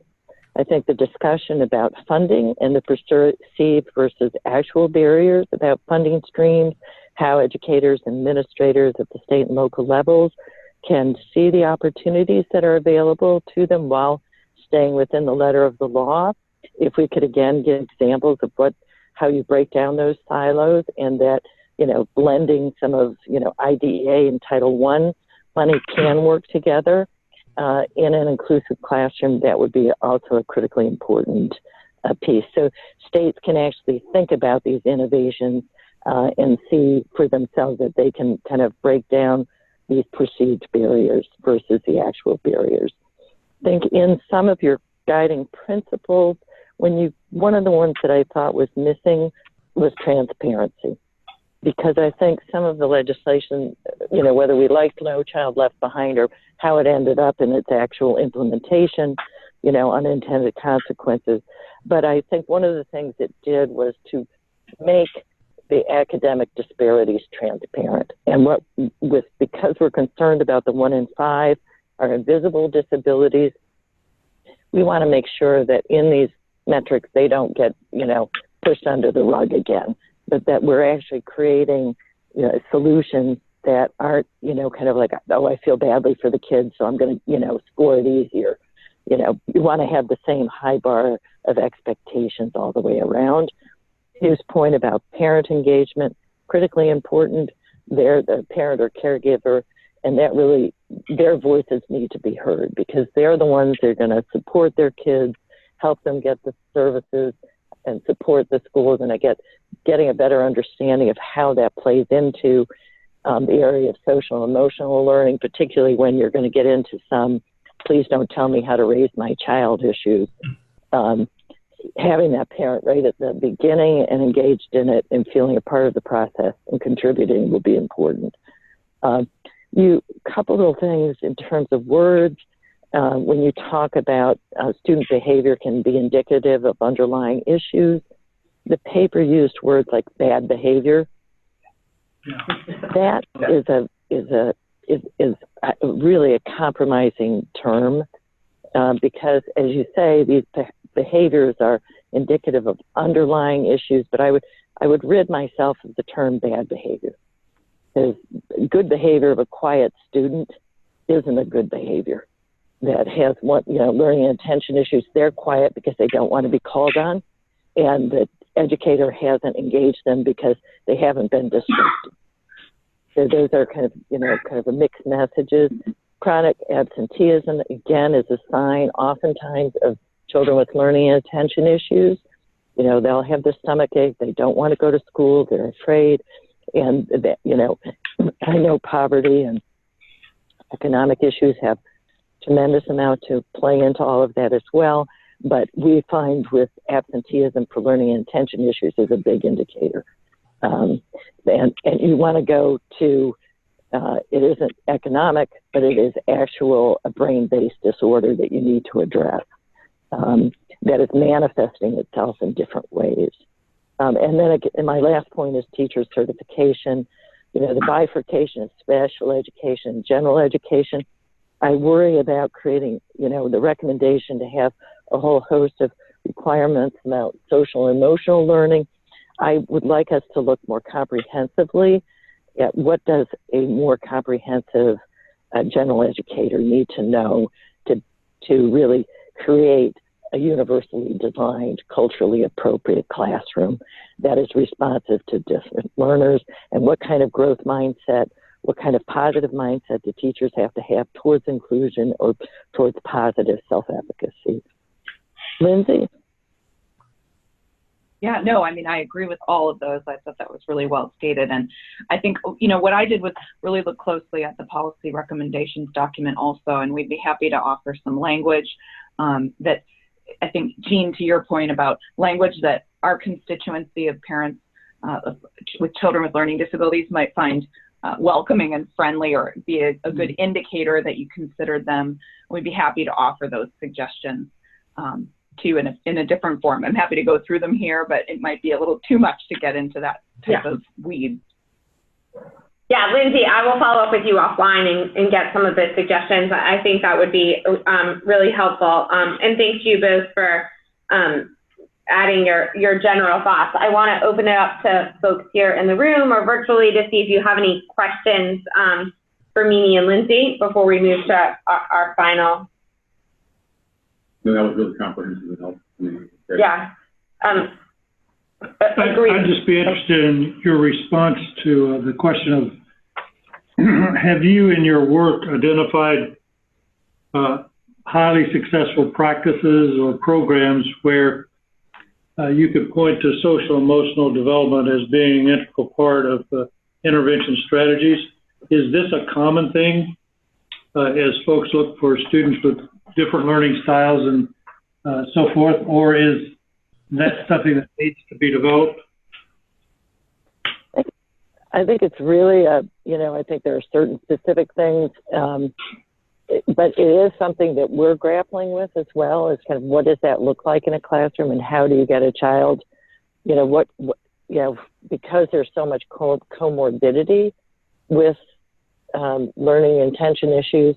It's not just that you have a dyslexic sitting in your room and they need to have these kinds of strategies. Like if you use this, Orton-Gillingham method, you're going to get a different response from the kid from a social or emotional. There are certain things as it relates to short-term memory, executive functioning, that you as an educator really need to have strategies to be able to help support that growth and development. Now, some of those strategies will be very helpful to gen ed kids as well, right, in terms of how they're planning. And, we're happy to share this offline with you, because this is work that we're doing right now in building our education platform, is taking, kind of the academic policies and actually infusing it with the lens of the 1 in 5 and what does that mean across the board. And that means how do you create an environment that creates a socially inclusive classroom. So am I correct in assuming then that your answer to that would be not to look for successful programs, but to build into our suggestions around teacher practices, school organization, general practices? Be helpful? Yep. Mm-hmm. Okay. Mm-hmm. Mm-hmm. But I'd like, I think it'd be important as you're doing this that we could bring some of our experts, and happy to lend them to you, to offer up ideas and input on it as you're making the recommendation, if that would be helpful. And this might be included in what you're already thinking in these recommendations or the suggestions on this draft, and I might just be repeating your question, Jean, but are there particular things that in the way special education teachers are trained now that could just be imported to general education teachers, because really everybody needs to know that? Because oftentimes I hear, the special education teachers say, well, that's how we were trained. We know how to think about this, and general ed teachers don't. So that makes me very curious how special education teachers are trained, and what is it that they know that general ed teachers might need. Right. No, absolutely. Absolutely. That's why I think it's important. It's not just about, for us, it's not just about getting dual certified. There are things that, depending, and I think to Hugh's point, it's when you're looking at the continuum of need, right, you will have different supports. And depending on where you are on that continuum, whether you have a kid who's twice exceptional, or whether you have a kid with straight dyslexia or a gen ed kid, you have this continuum of need, and then what's in the teacher's tool chest to be responsive to that, right? Mm-hmm. And there are things that are put in the special education certification that, you only get 20 minutes in a gen ed certification program. And I really would ask us, the last thing I always worry about for educators, somebody said to me, is death by initiative, right? Mm-hmm. And it's something I was very sensitive as we're building our education platform. It's like, it can't be one more initiative that they have to think about while they're trying to, deal with 30 kids in a classroom and individualize everything for every kid in that classroom, right? It's like, give me 3 things I can do. And Lindsay both, and you for that matter, if you have some thoughts on this. When I think about Camille's question about what's in the special ed teacher's curriculum, that could translate, I think of a few things. One is they often have a deeper dive into how children learn in a variety of ways and how they develop. in a variety of ways. So the learning and development knowledge base is deeper and more attentive to the range of ways that it unfolds. A second thing is that quite often special ed teachers, if they're well trained, have a repertoire of practices that go along with that variety of developmental and learning strategies. A third thing is a stance or a framework that says it's the job of the teacher to be responsive to the kids' needs and figure out how to meet them rather than to label them as, misbehaving, poor performing or whatever. So there's sort of that stance which comes with some knowledge about how to do that. And that extends to the explicitness of helping kids acquire social and emotional as well as academic skills, right? Which often is implicit for other teachers. Are there others? Does that make sense to you? And are there other things that come to your mind? No, I think it's spot on. I think one of the things we just did our lit review and have completed our focus groups of educators for our educator project. And one of the things we came out with is that gen educators don't have a cohesive framework for supporting diverse learners. And so that we really think that there's a strong need to provide resources that infuse the principles of supporting the 1 in 5, and I would say social and emotional learning as well, into the foundation of general education. And I do think there are lessons to be learned from the special education certification programs. I would just add that it's also arguable that school structures, mandated curricula, et cetera, don't take account of the diverse learners and aren't attuned to their needs and their potential. So I agree that embedded in the experience of the special education world is a tremendous amount of knowledge that can be unpacked and brought to bear. Could I just jump in with one other quick comment that builds a little on the earlier one? This is Tim. So very grateful for these insights. The one thing I've seen over the years in the special ed community, coming at it more from the intellectual or developmental disability side rather than the general, more learning disability side, is the enormous social isolation that occurs in part because of the absence of relationship skills or relationship building experiences between kids with and without identified conditions. And the explicit language and capacity to promote those relationships, meaning both for kids without disabilities and for kids with them. As we all know, these kids are, as you've pointed out already, 2 or 3 times more likely to be bullied, et cetera, et cetera. And one of the reasons is because of the absence of explicit attention to the relationship skills that kids need in order to communicate and build trust and confidence and support for one another. So it's not something that comes up a lot either in the special ed literature, at least from my point of view, or necessarily in the SEL literature, but there is a big opportunity to help reduce friction, isolation, and marginalization that we could learn from and with special educators, how to infuse more into the curriculum in a way that would, I think, support the SEL or the SEAD framing of the education enterprise. Let me just add that it's not just the curriculum, it's the way the school operates. One of the fascinating things about, you all know about my obsession with the military, even though I never had a physical exam for it, is there are military-oriented public high schools, and in those, and JROTC high schools, and in all those places, the young people have roles, they have ranks, they have responsibilities, they have graduated opportunities to be of service. So they, in a very structured way, speak to what you just talked about, Tim. And there are obviously non-militaristic ways to do the same thing, but they create respect, responsibility, roles, associations, peers, etc., for kids who might be isolated or drawn to much more negative influences. Right. And those roles, to your point, Hugh, require training and explicit skills instruction and structured opportunities for interaction and all that kind of stuff. Anyway, it's and a lot of the young people do that training for their younger peers. Exactly, which is also another right.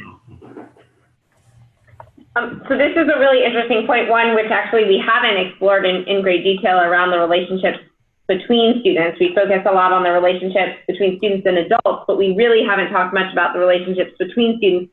And it is something that I do want to circle back to, but I'd love to invite Libby now to provide her perspective, given, Libby, that that you now are in a state that is struggling with all of these issues and thinking about what does implementation look like against this lens of equity and inclusion, and given the role that you played at the federal level previously, thinking about the needs of special populations. Wondering if you could offer some thoughts or reflections on our policy recommendations and talk to us a little bit about how these issues are playing out in the work that you're doing now in Illinois, and what are the burning questions that you guys are wrestling with?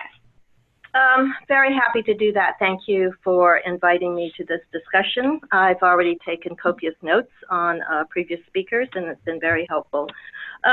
Let me share just a couple of personal observations and then go into what we're currently doing from a state perspective. One, overall response to the draft that I reviewed. Your policy guidelines and recommendations, my initial reaction is very, very reinforcing and helpful. Particularly want to applaud you for recognizing immediately and acknowledging right on the top there, this is not intended to be another discrete initiative. And defining learning clearly as emotional linked. Academic learning is emotionally based, and we can, certainly look at all the reasons for that. I think what we struggle with historically, and certainly in the state of Illinois, which, by the way, I believe is in many ways leading the commitment to social emotional learning, especially from the state level, but certainly with all the work that CASEL has done, as well as others, and I don't know how many of you are aware of this, that this is the state that was the first to develop SEL standards that are standalone, for example. When I talk to and hear from educators out in the field, the groups that are very, very knowledgeable and very aware of the valuing and the actual implementation of social emotional learning typically are our early childhood educators, as well as our special education educators. Typically what I get is a little bit of a bifurcation of thinking about social emotional learning as only applicable to those who need it. Obviously the continuum of needs, and I think Hugh talked a lot about the acute needs and also trauma related needs. Those are very clear. There doesn't seem to be any ambiguity about the needs there. I think the question is what happens and how this applies universally. That's when you start getting different perspectives on maybe some of the resistance that the group had talked about. But at the same time, I thought there was a lot of language talking about integration, and I would push for more effective pedagogy, embedded in pedagogy that's for all students. And it is this question of all students that we start having some breakdowns and questions. I do believe that there is not adequate attention in the field to culturally and linguistically diverse student population. And we can get into that discussion about cross-cultural perspectives and language opportunities to really look at and think about social emotional learning for all student population. Another group that I also would throw out there to consider is gifted or high achieving students, because we still seem to relegate the notion of social emotional learning to those who can't or who have behavior management issues, or those in lower performance or achievement schools. So there's equity questions, there's perception questions and bias questions there that would arise from those perspectives. I sent, I think, to earlier to Jennifer a little synopsis of our guidelines at the state level that I hope is fairly comprehensive foundation that is guiding all of our work. First of all, we are absolutely taking advantage of ESSA as a leverage to transform learning in this state, starting with the adoption of the whole child, whole school, whole community framework. And our number one definition of the whole child, of course, is clearly to integrate supports, and we call this out very explicitly, for students' cognitive growth, social and emotional development, and physical well-being in our schools. We want every child in Illinois to feel well known and well cared for at school and to feel like they belong. And so that's the premise that we're building all of our work as we think about launching and executing our Illinois ESSA plan starting in August, although we are doing a pilot process right now that is, I think, very, very exciting to kind of test some of our approaches and learn from them. And just very quickly, let me just go down the list of some of the actions that have already taken place and will continue, and I can elaborate. Number one, our what we call statewide support for low-performing schools required by ESSA is really defined as a capacity development support system that is differentiated. So there were a number of sections in the policy guidelines to really talk about being non-prescriptive, and I think you know, the whole idea that it's not one size fits all and we have to honor the local context is built into the principles, LES, of our work in how we're going to shift our role at the state agency to work in collaboration and in support of both school and district on-the-ground practitioner expertise. We want to call out those promising practices, not necessarily evidence-based, because if they just started, we may not have any research on it. But I think this is somewhat unique because as I'm speaking right now, we have 3 full-time positions that are posted for our state that is called a storyteller. The storyteller's full-time job is to help identify those promising practices, and our superintendent, most of you know him, Tony Smith, is absolutely committed and has charged us with finding at least one positive story from 852 districts in this state to start with. And it's that whole concept of building from strengths and assets. The assumption is that there are good things happening in every setting for kids, and how can we capture, how can we learn, how can we share learning that's more, I think, credible in terms of practice from peer to peer. So we're talking a lot about different types of learning opportunities. That is not a mandated option, but it is an option for schools to learn effective practices from each other.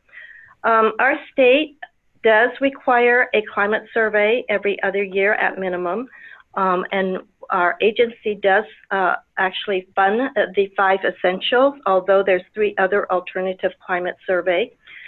When we receive approval for our ESSA plan, we completely reorganize, and we're still in the process of altering our structure and organization within the agency to align with our goals and how we want to deliver. So, for example, in the Illinois Empower structure, there's 3 categories of support that we call out, and one of those categories, well, I'll give you all of them. One is governance and management, another is curriculum and instruction, and the third column that is fairly new that we give equal weight to is safe and healthy climate component or category, and within that category, we call out social emotional learning development.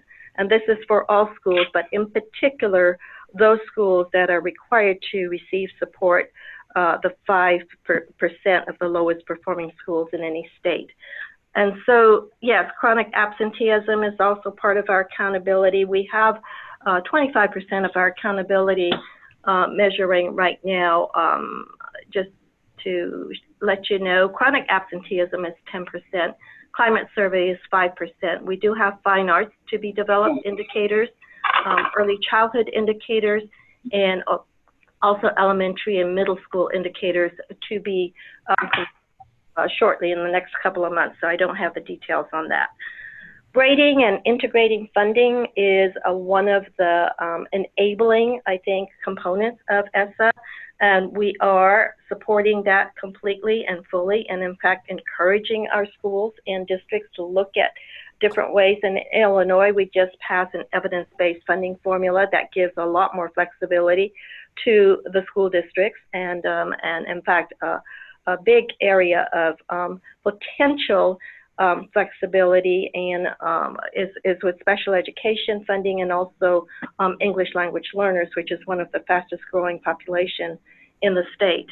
And so teacher training practices, a lot of the suggestions made earlier, we actually launched a one-year study on teacher workforce in the state of Illinois, and the two areas of greatest need that surfaces over and over again is teaching shortages in areas of special education and English language learners. So a lot of work being done to alter licensure requirements without decreasing rigor, but looking at it more comprehensively to think about what are those goals for teacher prep that should be aligned with what we say are the core values or the basic principles and framework of our work. So I'm going to stop right there because there's a whole lot of other things I can be more specific about. But that's a quick overview of the state level role and work that I think resonates very well with the recommendations coming out from the policy work here. Thanks, Libby, and I'll share the PowerPoint that you sent to me so that folks can see the way that you guys are framing this in alignment with your ESSA plan. I want to first see if there's folks around the table that have any questions for Libby. Please. Hey, Libby, it's Jim. Two quick questions. Great to hear your voice. Two quick questions for you. One, you spoke about the indicators, and I'm wondering if you could just talk a little bit about those and how you expect districts to actually begin to incorporate them. And the second is, could you be a little bit more specific about the ways in which you're leveraging the teacher prep program to begin to incorporate the SEL components in the fundamentals of what their expectations are of teachers coming to the profession in your state? Yeah, two incredibly, very timely, important questions that the basic response is to be determined, but we have it at kind of, as a holding place. Let me start with the last one first. The teacher prep, actually, where it's a year of study on teacher workforce issue. It starts with pipeline recruitment. As you all know, there's not an attractive field for young people, especially millennials, who have other places to go. And particularly in Illinois, we have some local state context issues that we are studying, gathering data, looking at what those patterns are that may or may not really align with national patterns. We are looking at licensure, endorsement areas, all the micro-credentialing possibilities, and we're also looking, and this is actually the toughest area, is the question of teacher prep. We're organizing a meeting with all the School of Ed deans next month, I hope, and pulling them together to talk about, and we're presenting it not as a special initiative on SEL, but talking about the whole child, and defining that, of course, with the component of social emotional development. I am aware of one teacher prep program. It just happens to be my alma mater, but the University of Washington really is explicitly focused. Their general teacher prep program is all about social emotional learning that's embedded. So that would be a potential model to consider exploring and looking at. And then the fourth category for the teacher workforce issue has to do with recruitment practices and support practices, and that gets into working conditions, and how do we provide support or recommend support for teachers. And there's a lot of examples. How we're doing this is we're starting with practice rather than with the research base. We have that, but not specifically to Illinois. We're going to get to that. But where we want to start, and we're convening focus groups, we're visiting schools and school districts who are actually doing things like, well, we know grow your own, different ways of doing that. But there's mentoring programs that districts have invested in themselves, particularly for new teachers to retain. In-service, pre-service, ongoing support. We're looking at collecting the most promising practices and, in some cases, evidence of effective practices. On the indicators, we have the 5 essential climate survey that we fund for all districts, although districts do have the option and there are a number who say, well, we would prefer to do another one, one that we've already have been doing for the past 10 years, as long as they meet reliability and validity criteria. Our legislation, by the way, this was legislated, does allow for up to 3 alternative climate surveys, but we would, it's a disincentive because we will not fund those. The idea is to create incentives to have a common measure across all schools and all districts. Our initial indicator for ESSA purposes and accountability is based on student participation rate, sending a clear message that we're interested in student voice. Now, exactly what we're going to do with that, oh, by the way, it is going to be published. All the results are published in our annual report card. So there's data that's out there. But what exactly do we do with it, and how do we consider, support or concerns? That hasn't been fully identified because one of the commitments we've made is to work very, very closely with those who have to implement and get the engagement, the ownership, and the responsibility for implementation. We have that, I don't know if I mentioned, the climate survey is 5%, and then the chronic absenteeism is 10%.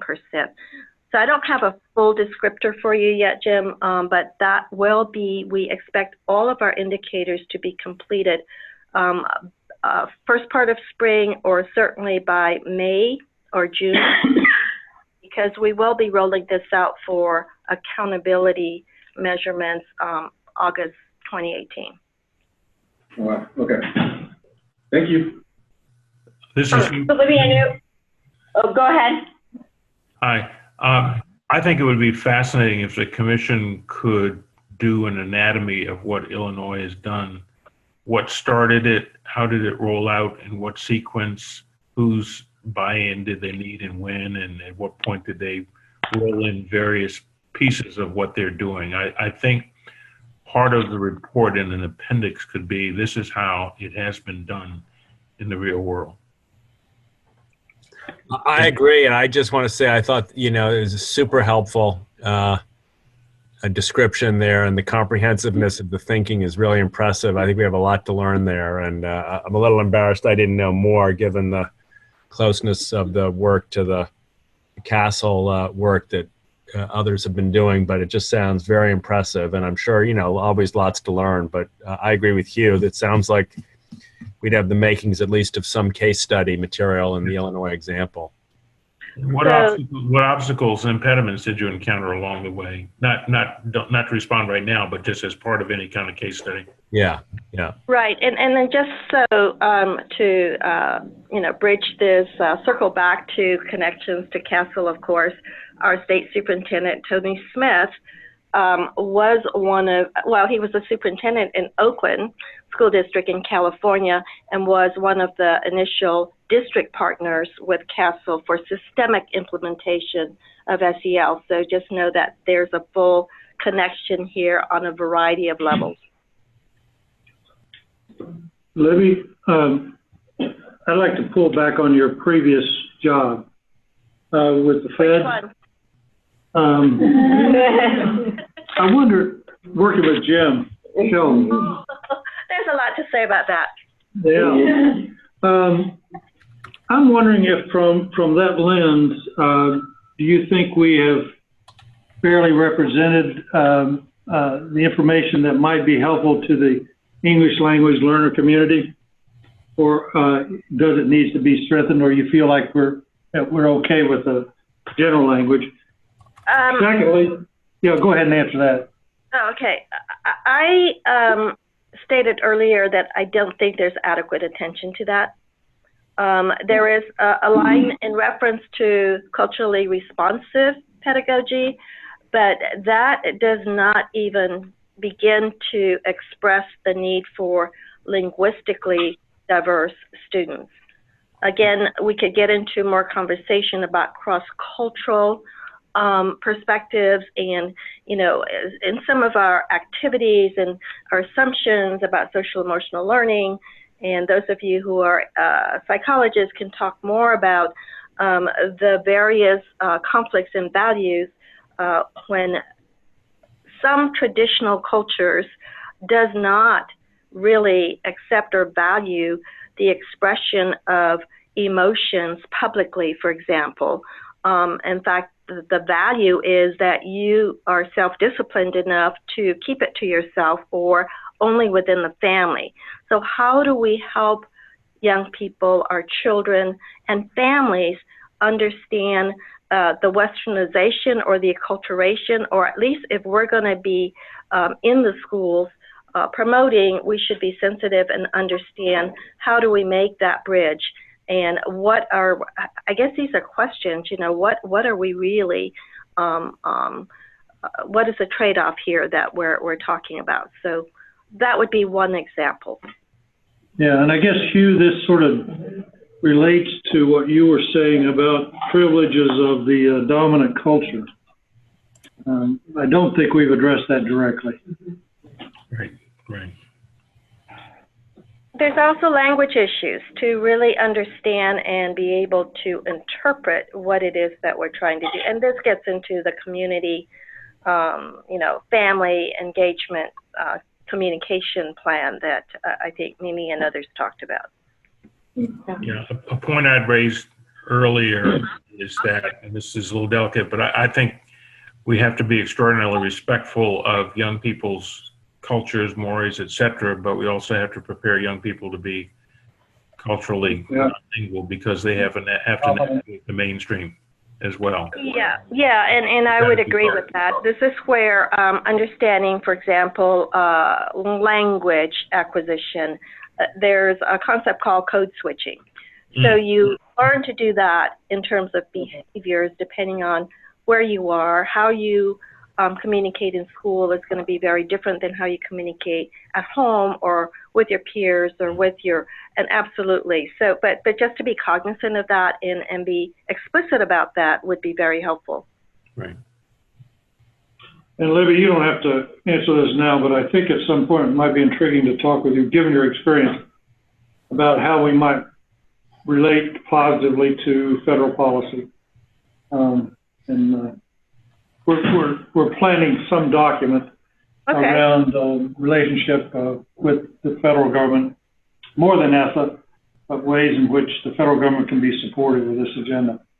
So, well, we need Jim back probably there. Circle back. Yeah, it would help to have Jim Shelton back there. It would. That would be my recommendation. I was the guy that went out within 500 feet of the building. They probably have a lot of job openings there, I can tell you that. I would just throw up a caution that we need to be careful what we wish for on that front. Yeah. That could, you know, drawing attention, too much attention to this issue might be a double-edged sword. Good point. But it's very dangerous. Well, Mimi and Lindsay, let's sort of follow that vein and ask you guys specifically to respond to a similar question that Jean asked Libby around have we paid enough attention to young people with learning disabilities or learning and attention issues, and related, do you see a really important leverage point with IDEA in terms of promoting social, emotional, and academic development? Two really big questions. Sorry about that. Yeah, no, they're good questions. Lindsay, I'm going to turn it to you. I mean, I think, like Libby was saying, I think we do have the privilege, or I guess Hugh said this, of a dominant culture, right? And it's whether it's you're a normal learner or not a normal learner, right? When the reality is we have a diversity of learning that goes on at any particular time with anyone at any moment. And so code switching, and I think to Tim's point about creating this more inclusive world, I think you have to be explicit about it. But Lindsay, why don't you touch on IDEA and some of the stuff we've been talking about? Yeah, absolutely. I do think there's a big connection and opportunity within IDEA because as Linda and others kind of described earlier, special education teachers and the structure of the statute itself has paid quite close attention to the ways that social and emotional learning impacts students with disabilities, whether that can be added anxiety or, as Mimi mentioned, the comorbidity, and then the way teachers have either through policy or practice developed ways to really manage those and how that could apply to across general education in a better way. I think also, you know, there's very specific language in the statute IDEA around positive behavior interventions and supports. And in fact, there's statutory language requiring IEP teams to look at that type of language. I think it'd be really important to make sure that whatever is happening in general education is really aligned as we look at that statute, hopefully not for many years in some ways, at least till 2020. But those types of things need to be represented there. Also, I think the funding issue, when we think of early intervening services and ways that IDEA funding can be used to really enhance the learning of incidental benefit that may be provided to students in the classroom. There was a paper out a couple of years ago that NASD, the National Association of Special Ed Directors, as well as the Title I Association put out that listed really concrete examples of how you could braid Title I and IDEA funds, and we see that to be continuing as an issue. So I think there's a lot of leverage points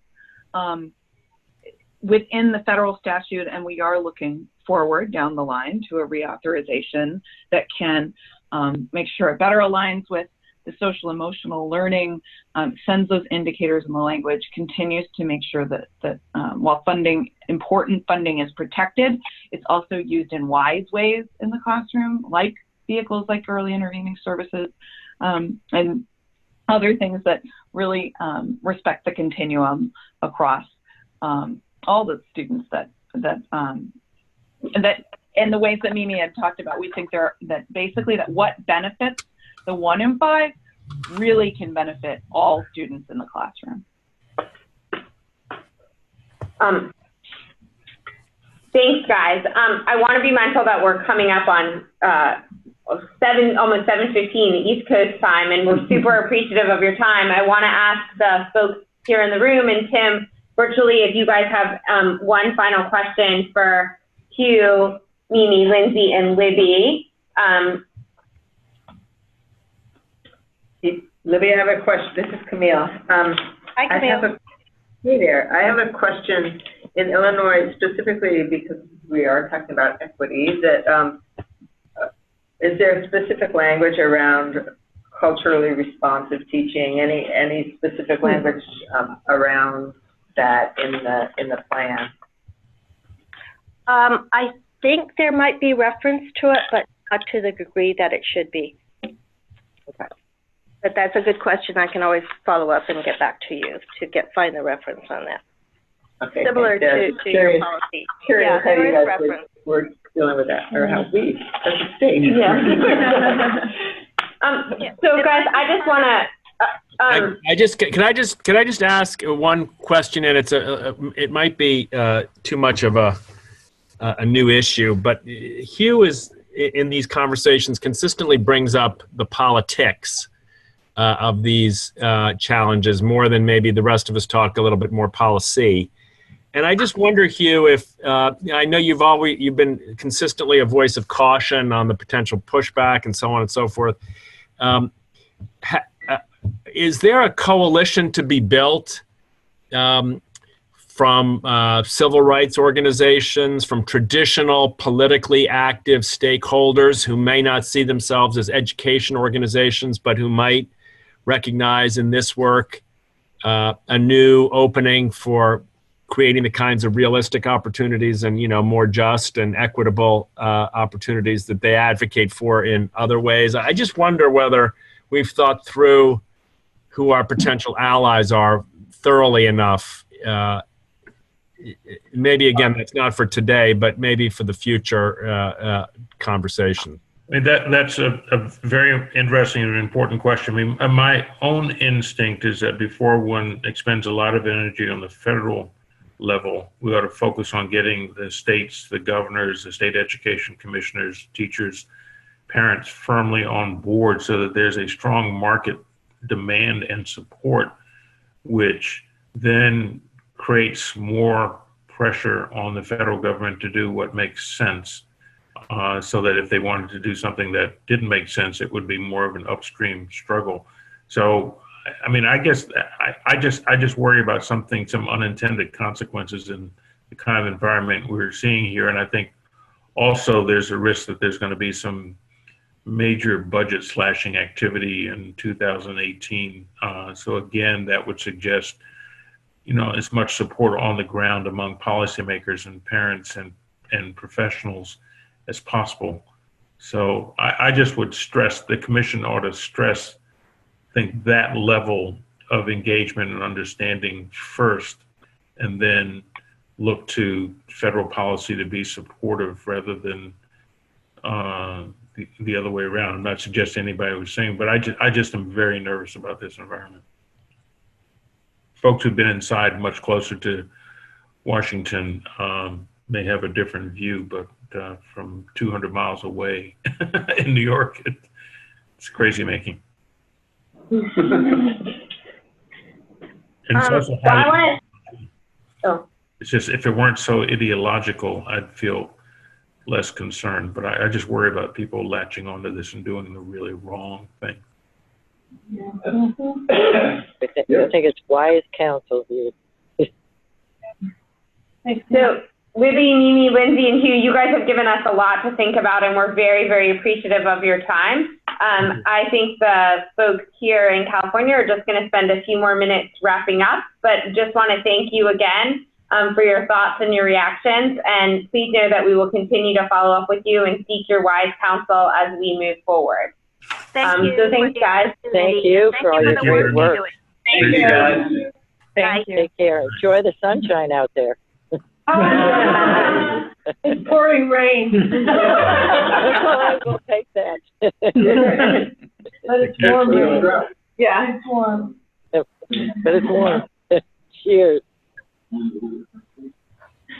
All right. Do you want to take us home, Gene? Yeah, I guess the only thing left is to spend a few moments sort of reflecting on this conversation and the implications for our report. And then we'll just say that Jen. Yeah. Oh, that's Tim. That's Tim. Okay. Yeah. And then. Yeah. I'm still here. All right. Hi, Tim. Hang in there. So just some reflections around the table of implications of this conversation, and then you'll give us a little idea about what we're going to do in the morning. Yeah. So those are the only two things we need to do. We can just start by just seeing what are some of the major themes that came through that you think we ought to consider.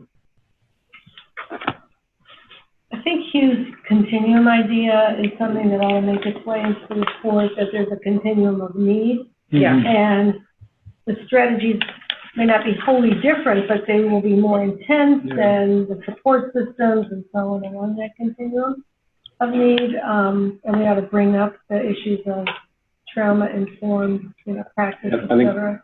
Can I just build on one of the challenges, I think, when we talk continuum of need, right? It really does. So I worry that just the language, the framing implies kind of a deficit frame. And I don't know how to get around that, but how can we be strong about the universal nature and that some kids need additional to get to the, to get the benefit of that? I think we got a real challenge. Yeah, I think you just said it though. You start with the universal, you start with the premise. It's just what good learning environment is. This is just what, how learning happens. And then there are kids who, need something. And what they may need is not just more social emotional learning. They may need intensive health and mental health and social work supports and things like that enable them. So anyway, I just think that's if we can figure out how to do the universal and. So can I just try and ground that conversation in this framing that we talked about before around the systemic vision, right? So what I think I hear we're saying is, all kids need this, what this means for all kids, high quality learning experiences in and out of school, all of those pieces, but that we're beginning to understand whether it's at an individual level, a subgroup level, however we want to talk about it, that there's difference in terms of what are the supports and services that young people need. It might be at the individual level, it might be at the school level, it might be at the community level, it might be at all of those. Is that a good reflection of this conversation? Or what you guys heard reflected? Or another way to think, I think that the kind of multi-tiered systems of support kind of framing is a good way to think about it, that there's tier one stuff that everybody needs, right? Everybody needs this. This is just how classrooms and schools ought to look for everybody. And then there's some places where those there needs to be augmented supports or other ways of addressing kids' needs that you can also do it in the school. You could probably also do in the school with school people. And then there's, I think you pointed out that there's some kids who they're going to need stuff that schools can't provide, right? And then you're going to need additional supports that are much more specialized. But I also really like, and I don't know if there's Mimi or Lindsay who said it because I couldn't keep track, but was just the idea that kind of pushing a little bit away from the idea that there's these categories of kids that need certain things, and that any given kid has a range of needs that in any given moment, at any given time. So we kind of normalize the needs. Right. Yeah, exactly. That's much more the finished approach, which is whatever you need, whenever you need it, that's what you get. You don't need a label in order to get something that you need. So this was, I'm sorry. But I'd just like to pick up that point of things that schools can't provide, but maybe communities can provide. And then taking into account Hugh's warning to be careful. But at the same time, there are communities that need to be informed and need to be thinking about what today's kids need versus what was traditional in that community. And how do we support that notion and that involvement? I think the schools are the best way to support it, but how you do that, we should give some thought to.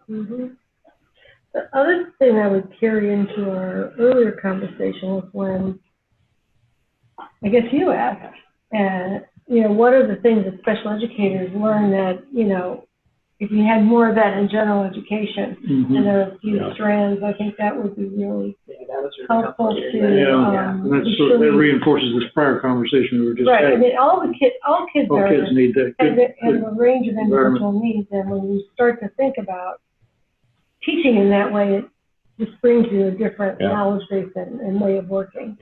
That we ought to have in all classrooms, not just in special ed. And when I say that schools can provide some of the things that communities want, that means they have to know themselves and have to appreciate the fact that community and families in particular can be very important in college. Jennifer raised a point that I thought was really important for us to grab, which is that this is not just about how we help kids feel better about school or develop some individual things like self-regulation, but it's also about how you enable kids to behave with each other. Yeah. How you build a caring community in which all the kids have skills and knowledge and moral commitments, you know, to treat each other well, to learn how to do that, to learn explicitly how to resolve conflict, to, you know, attend to issues of bullying in ways that, you know, eradicate it better. But I think we just have to be really clear when we talk about the it, which you keep reminding us, Jackie, you have to be clear about. It's building that capacity for kids to be good to each other, as well as for them to engage with, you know, adults and with the work and all that. The best level. And that explicit teaching, for example, I've worked in schools where everyone, teachers and kids together, are learning certain conflict resolution strategies, actually creates a whole different dynamic and way of working in between and among all the people in the community. And how to treat each other well when tradition in their own communities may fly in the face of that. Yeah, that's right. I see much I just hit it, right? I mean, you know, you hear the language. That, So I know everyone's exhausted, but I just want to mention that a very similar conversation occurred with the Council of Distinguished Educators when they're developing their consensus statement, where there was a discussion about the balance between universality and high needs students, and they have developed some language that I think recognizes the issue in a balanced way that I'm going to share with you. I just got it yesterday from Shelley, but it talks about, you know, more individualized needs, and I think it also frames it in a way that it's not understood to be a zero-sum game, which I think is also helpful. But I just, you know, personally, I agree with, you know, Hugh's been pushing me on this for the last 6 months that we need to talk about this theme for all students, but we also have to recognize that and have to learn how to talk about the frame that this really has to address students with higher needs in a more calibrated way. I think the thing that any parent knows that every kid needs something different. I mean, I think that it is a thing that resonates if you frame it in that kind of way. We just talked about this. This is Tim. I'll just make one last comment, and then, but just two things that struck me in these conversations, and maybe coming back to Hugh's point about caution. We probably have two communities of potential allies that we haven't necessarily tapped into. One is, Hugh continually comes back to this, and I just don't know if I've listened to him or others maybe have enough on the military. I know we have General McKinley on the commission, but the whole culture of empowering young people early in their development with responsibility, with you know, duty, with obligation, with integrity, with purpose, all that. I just don't know if, I would say we haven't quite maximized our capacity to both to learn from that community as well as to use their voices to support this work. And the second is obviously the special ed community, and I feel badly on my own delinquency here also, but I think there's a big coalition there to be built around the same themes, honestly. And it may broaden our political base while at the same time enriching our policy ideas. I think it would be well worth, and Hugh has kind of done this in general strokes, but it would be well worth trying to explicate what happens in the military to enable young people to learn certain ways of working in their team, group, battalion, whatever. We did have a conversation with a researcher, I don't remember where, that runs the Center on Character and Citizenship. So it's looking at the intersection of those issues from the perspective of schools and from the military through the lens of citizenship. It was enlightening, but we have a long way to go. It's definitely something we can explore, because as I think about the general just went over to AEI and did a Oh, yeah, the early child. Mission ready and that, whatever that Yeah. master organization is. Yeah. Yeah, there's a lot of interest in this. It's kind of both those things, and also, you know, the military uses a lot of performance assessment. You are always striving to demonstrate your skills in a performance-based assessment, which not only is causing you to need certain skills, but also to have the social and emotional capacity to kind of manage your emotions, to persevere, to be resilient, yada, yada, yada. So you're developing those social emotional capacities along with whatever those skills are, right? We have not. I think that's a good suggestion. Okay. Press, UCLA, they probably developed the vast majority of home assessments for military in the last 2 decades. So in case, I mean, just you know, I don't know how many of you have Hugh's book, but I just realized my picture was off. But anyway, here it is, and it would be a good resource. I'm not selling it, but it is. Book club. I mean, the book is about the intersection between military life and the need for many kids to have social emotional competence supports in their school. There might even be a section that we could just pull out of there as a sidebar. That's my point. That's my point. Yeah. Just to be able to articulate that in a page or a centerfold or something, you know, that would be productive.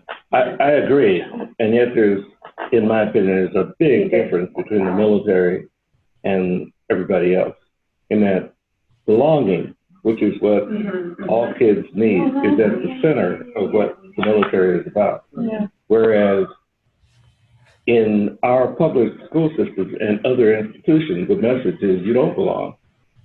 It's only the guys who are good who belong, right? And everybody else is a loser, right? And that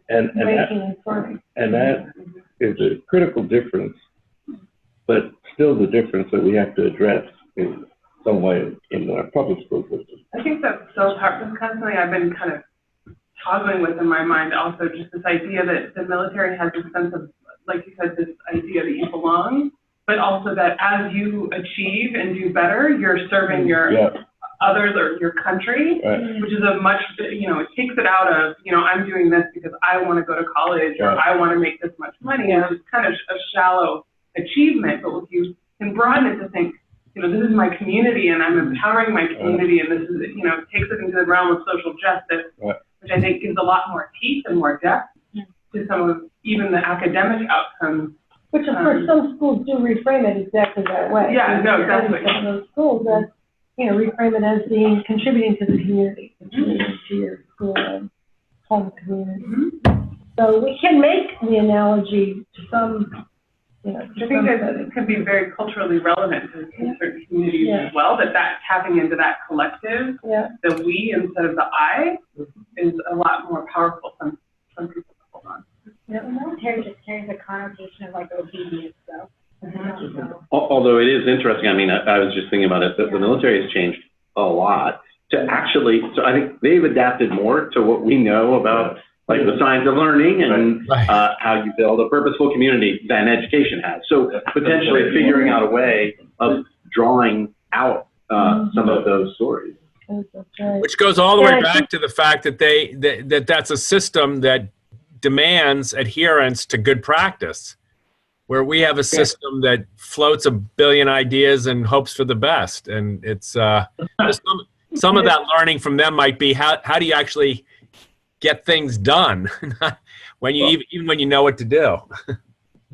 Command. Right, you do have a chain of command. That's one thing we lack. So this is back to the science of learning and development problem, which is that we do many things well in this country. We innovate, we create schools, we create programs, they're great, they prove their, you know, success, and then we let them die. Sometimes we kill them outright, and other times we just let them It is amazing die when you go to because they another don't get the country funding. and they quote American authors.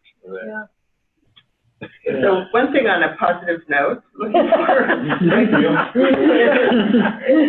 but I was going to start on a negative note, which is use a political thing, just in terms of in the near future as kind of the shit hits the fan, rubber hits the road, however you want to say it, about funding and the likely fallout of that for community mental health and all and education and all that kind of stuff. But I think that if we can convey a really compelling vision of what communities and schools together could look like, that you also can build the constituency to push back against all those kinds of cuts. Like that, in the absence of somebody articulating that vision, there's no pushback. That's the game plan. Yeah. So, Mr. Ryan's game plan. Yeah. The other thing I was thinking when he was talking about the money going away, which it likely will have all this, is that the way that practices continue is when they're embedded in the deep knowledge of the practitioners who stay in that profession. Yeah. So we're always throwing in, let's get a social emotional learning person, contractor to come in and teach people how to do this. We always have to keep doing that because we don't have a stable group of individuals who just carry that knowledge all the time. The cheapest way to run a good system is to deeply invest in the knowledge of the people in it, so you're not always having to try to fix them with programs, right? Leadership by throwing true things profession. at them. But we, underinvest there, and then we overinvest in stuff that we throw at them. Yeah. Which also means, which also means that the people in education, other than teachers and administrators, the social workers and special ed and all of the other people could play a very important role in carrying the message, being that group that carry the message. But we don't invest in them in the way we should, and we wipe them out and let them go when the funds are not there. Right. And so Jim.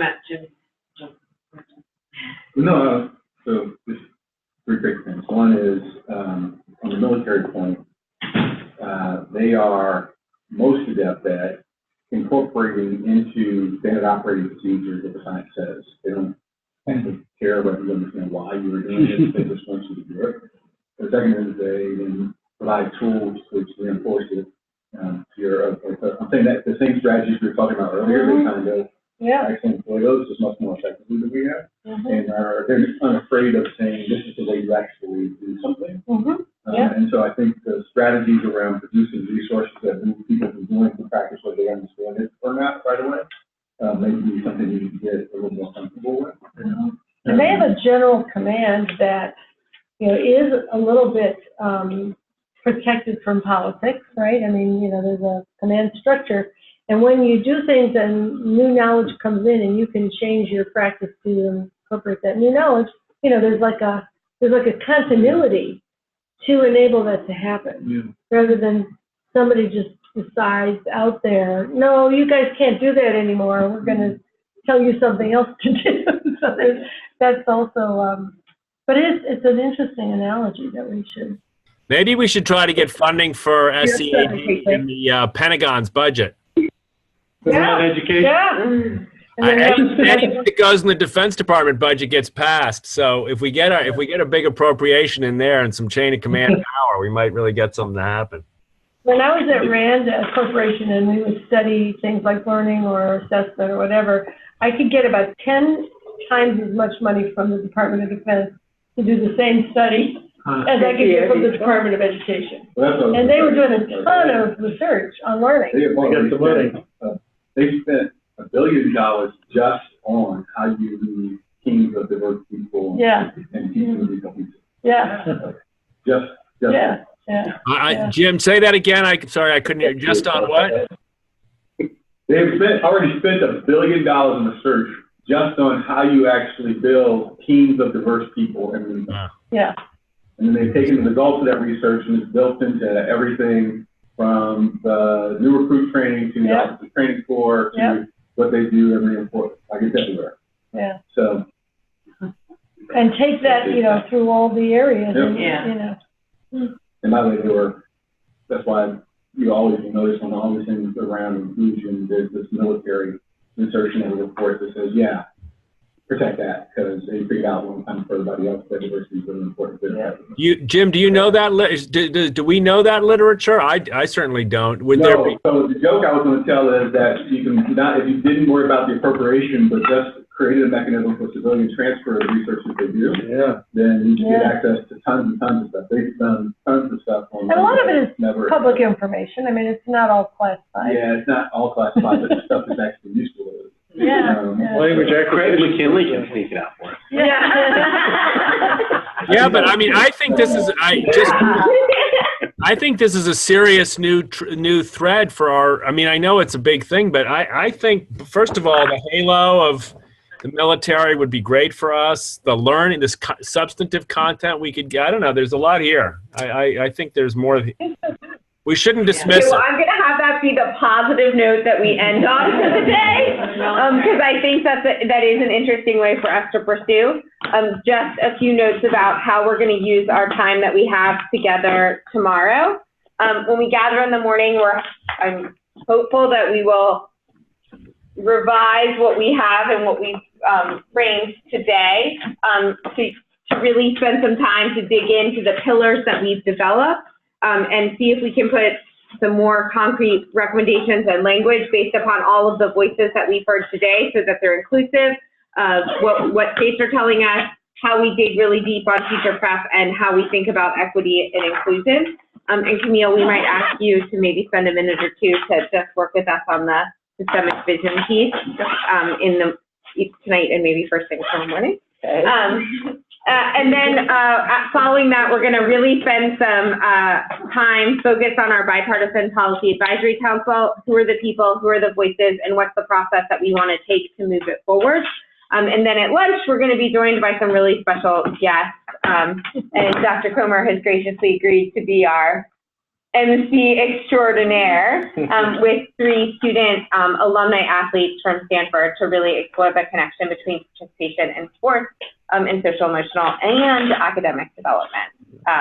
So, Tim, thanks for bearing with us till the end of the day. Thanks for letting me join. I'll see you guys tomorrow. Sounds great. Be safe. Should we get any instructions, or would we can just leave things?